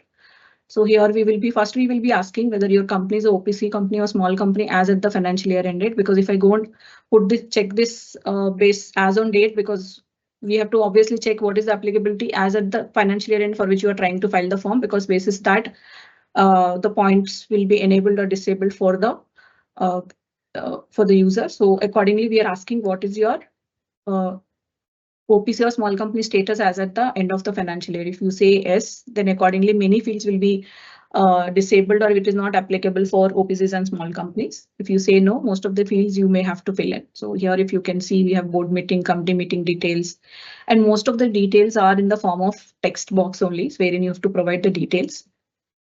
So, and you can see auditor remarks are coming here. So auditor qualifications and then director comments. So one more important point to highlight here is this e-directors extract of directors report or board's report will come as a last linked filing. So as we've discussed, extract of standalone auditor report standalone also mandatory, right? So if you first you go and give the auditor's observations or qualifications in that form. So whatever you have provided there, that will get populated automatically in the screen. and in extract of board's report, directors have to give their comments. So which means the auditor qualifications and reservations will get auto-populated from your extract of auditor's report, and director's comments are to be provided by the user. And we have the section 186 details, and we have rule CSR details, as I mentioned. So this got removed from AOC 4 and got added here, which is applicable only for the financial year prior to 2021. So we have rule 8 or 8A disclosures, depending on your whether you're a OPC or small company or not. And yeah, these are all the changes. Most of these fields are either text box fields or numeric fields. You have to provide these details. And coming back to the extract of auditor's report standalone, again here it is you have to provide the opinion of the auditor, basis of the opinion, and all these details you have to provide. Again, most of these fields are text boxes wherein you have to provide that information. You can provide the details. So complete instruction kits. Please note that all the instruction kits, including linked forms, also will be provided and uploaded on portal along with these forms. And then here auditor's remarks I was talking about, right? Here you have to give the auditor's remarks. These whatever you have provided here, this will be displayed and auto-populated in extract of board's report.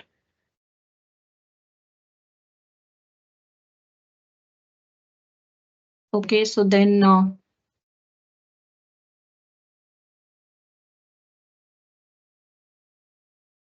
consolidated report also. So one more point I want to highlight here is the CARO applicability. You can see here we have added this field also, whether CARO is applicable, yes or no.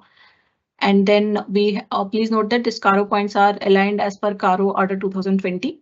So if if you're filing a form for the financial year prior to 2020 or whatever is the applicability of CARO 2020, you can select that field as not applicable and you can proceed. But for now, these clauses are aligned with CARO 2020 order.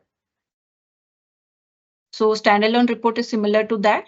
Only this last section is additional section wherein you have to provide the SIN number and clause numbers of paragraphs of your subsidiaries where the auditor's report has been qualified or adverse remarks were provided. Those details you have to provide. So otherwise, the format is similar to whatever we have seen, excluding this CARO applicability related fields. So this is about account rules. I'll quickly show you one cost audit rules also. So other forms you can just check the notifications. There are around 5 notifications issued on 30th with the date at 30th May. So you can download all those notifications and you can see. CRA4, as I mentioned, there is no change apart from this field. Provide the SRN of GNL1, date, due date of extension, date of AGM. So these details, field number 3A got added here. Apart from that, there is no other change. So you can see this XML attachment section also, everything would remain same. And coming back to CRA2,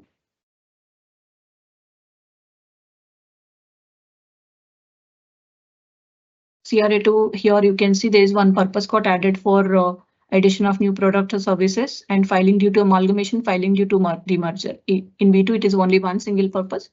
Here we have bifurcated into 2 different purposes. And one more change that you get to see here is in current V2 form, all the fields are mixed based on the purpose. Basically, there is no, we don't know which field is applicable for what unless you go and fill in the form, right? Now here, this form is aligned for each purpose. So whenever you select this purpose, this section will be in section wise bifurcation is done for the ease of the stakeholders. So otherwise, there is no other change. Okay, this is about CRA2 and CRA4. We'll quickly see one offline utility functionality. So what is the meaning of offline utility, how it actually works quickly, and then we'll go for Q&A.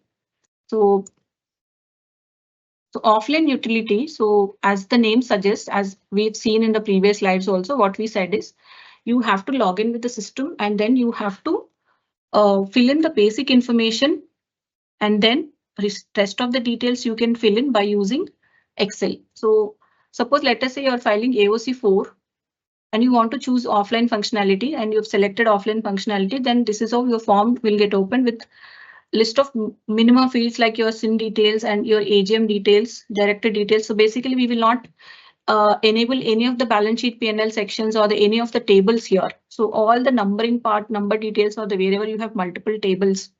So everything will get captured in the form of Excel. Only here we will take whether what is the applicability of your linked filings. For example, if you see AT, we are asking, and audited details anyway, the moment you enter ADT1, it gets pre-filled. So that is why we are capturing here only.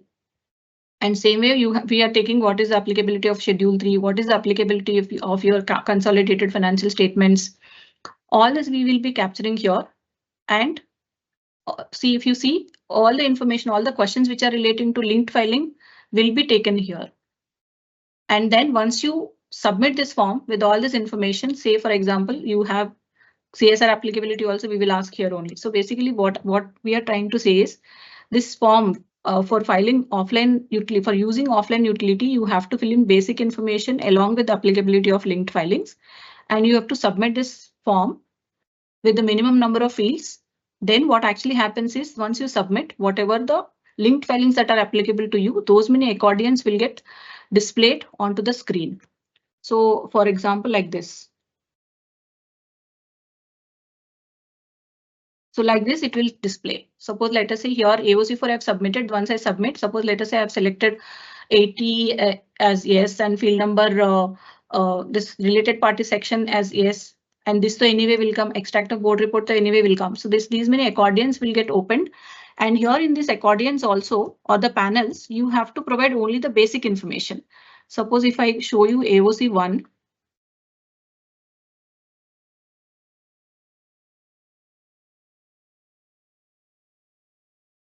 You can see here AOC1, this is the accordion wherein you have to give your number of subsidiaries, how many number of subsidiaries we have seen. Two major sections inside that we have three fields, right? So only you have to give this number on the web screen for these 6 fields. How many number of subsidiaries you have, how many are yet to commence operations, how many have been liquidated, and same information for joint or venture and associates. So once you punch in these numbers, we will be enabling the Excel, the table, whatever we have seen in the notification, all such tables will be displayed in the form of Excel, wherein you can provide the information offline. So only for filling this basic information, you have to log into the system by using your business user ID and you have to fill in the details. And once you fill all this required web screens with a minimum number of fields, suppose if you see e-auditor standalone, we are only asking how many number of qualifications are there and whether CARO is applicable or not. Only this much information you have to provide it on the web screen. So rest all information will be captured in the form of Excel. So once you do this, once you submit the last linked filing that with basic information of web forms, obviously here also it is board extract of board's report. So what we will do is we will generate one Excel.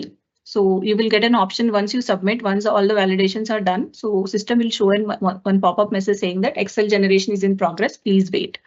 Once Excel gets downloaded, so another message will be displayed to the user saying that your Excel generation is completed. Please click on this download button to download all the Excels. Once you click on this download Excel, what actually happens is you will get a folder gets generated with all the forms. So suppose if I have to show you one sample example, I'll just show you. So this is how the folder gets created with the SIN number followed by the financial year and timestamp. Suppose let us say for this case, I have chosen only AOC4 and I have not selected any of the applicability. I have selected everything as no, that is consolidation no, related party transactions as no, CSR as no, and then subsidiary AOC1 is also no. So that is why I have got only 3 Excels generated. And if you open this Excel AOC4, which is a parent form, this is how your Excel gets generated. Please note that for filling this Excel, you're not required to connect it to your internet or you're not required to log in with the system. So once you click on this form, so you have all these fields, whatever the web form fields that you filled in, that is your SIN number, what is your start date and end date of the financial year, all these details would get auto populated and non-editable. So you will not be able to edit these fields in Excel.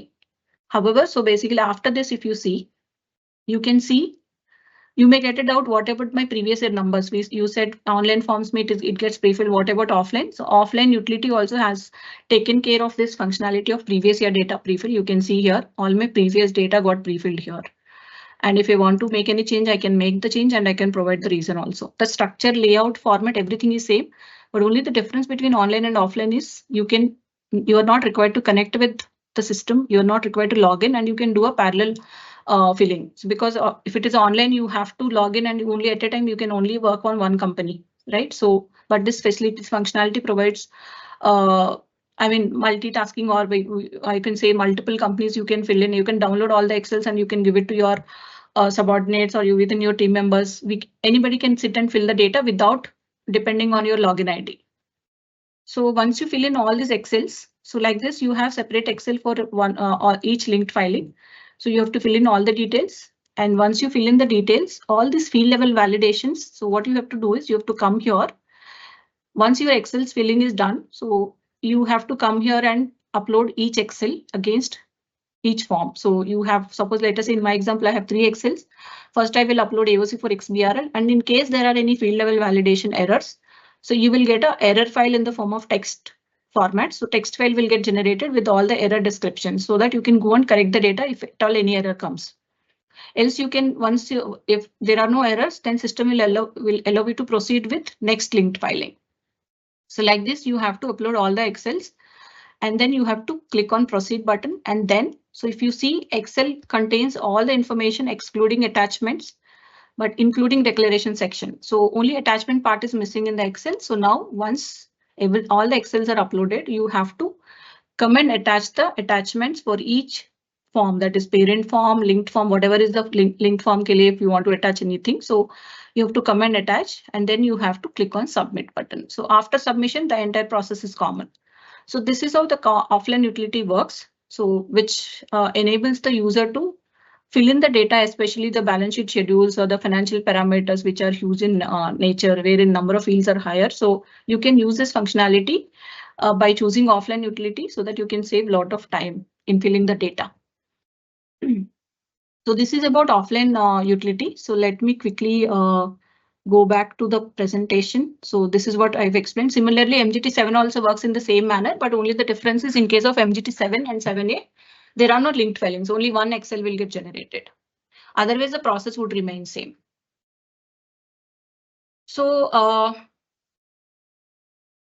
last point. So if you've seen your MCA portal, so there are some messages which we have published on MCA portal just for your quick reference. So the final set of 38 forms that we've discussed, including 13 annual filing forms, 6 cost audit forms, and 7 other forms and 12 Companies Act 1956 forms, which will go live on 14th July 2025 at 12 AM.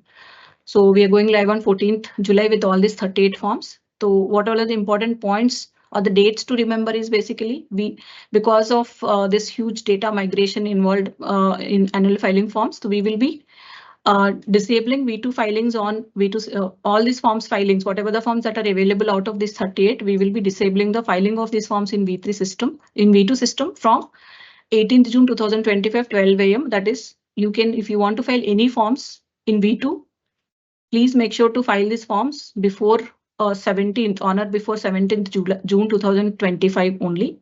And also you have to make sure that you've made the payment, because if there is any SRN for which the status is pending for payment, we will not be considering that SRN is a valid SRN. You will end up filing the form again. So because of that reason, we are anyway going to disable the offline payment functionality in V2 system with effect from 8th June, because we have to make sure that at least 10 days before we have to block this offline payment so that we will not have any SRNs which are pending for payment status on 18th June when we start moving the data to V3 system.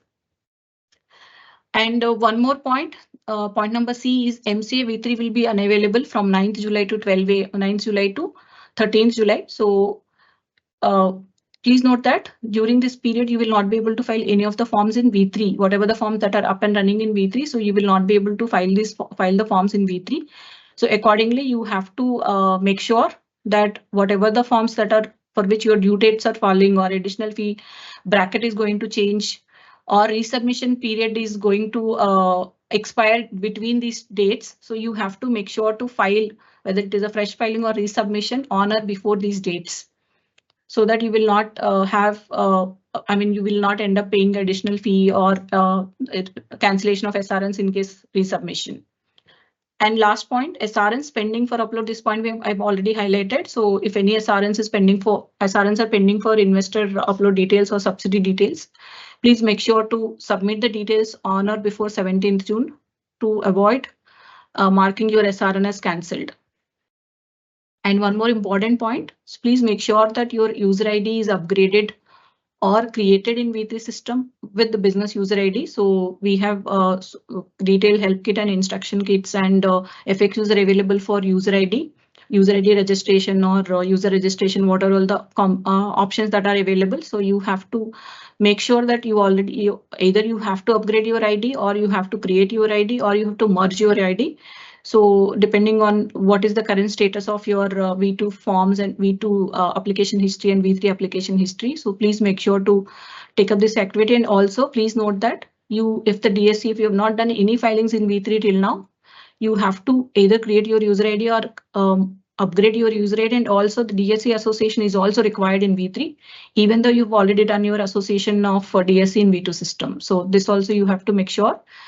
And moreover, for in V3 system, if you want to sign any of the forms, digital signature, for that you have to have your business user ID to associate your DSC, because both user ID creation and DSC association is linked in V3 system. It is not like V2 system. So for detailed information and complete list of forms, the messages and notification circulars, so please we would request you to go through MCA portal. Under what's new section and ebook, you can go through notification section, and you can go through the rules also, rules or forms tab for all the latest updates. So this is it from our end. Maybe we can take up question and answers. Ma'am?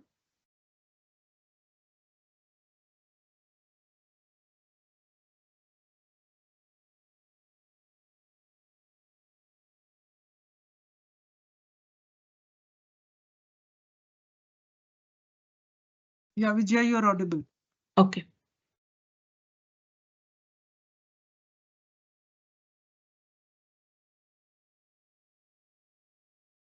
Ma'am, can you hear me?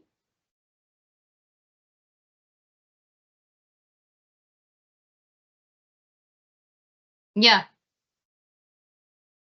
Hello. So, ma'am, we are done with our presentation. If we want to take up any question and answers, then we are good to go ahead, or otherwise we can close the call as you suggest. Okay.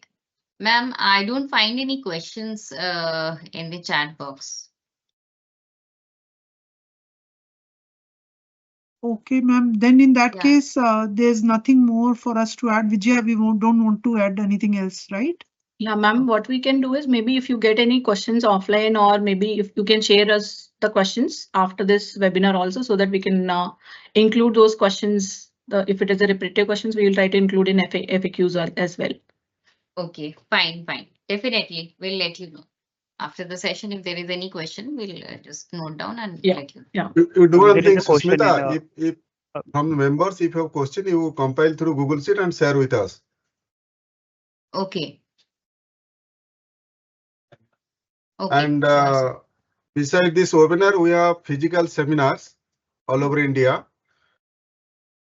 So you can at the headquarter level, you instruct at the respective regional chapters and your secretary chairman to be remain present in the different destination that that group is there. From your side, Mr. Anand knows. So you can alert your members to attend the seminars also. Yeah, sure, sir. Okay. Thank you. Thank you. Thank you, madam, for sharing such a detailed presentation. It was an incredibly informative and insightful. It was truly thought-provoking for the participants. So thank you, everyone.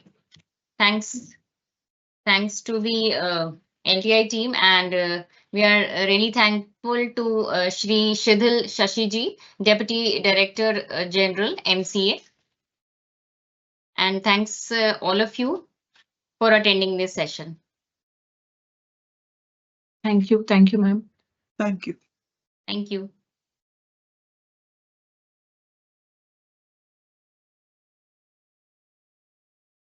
So now we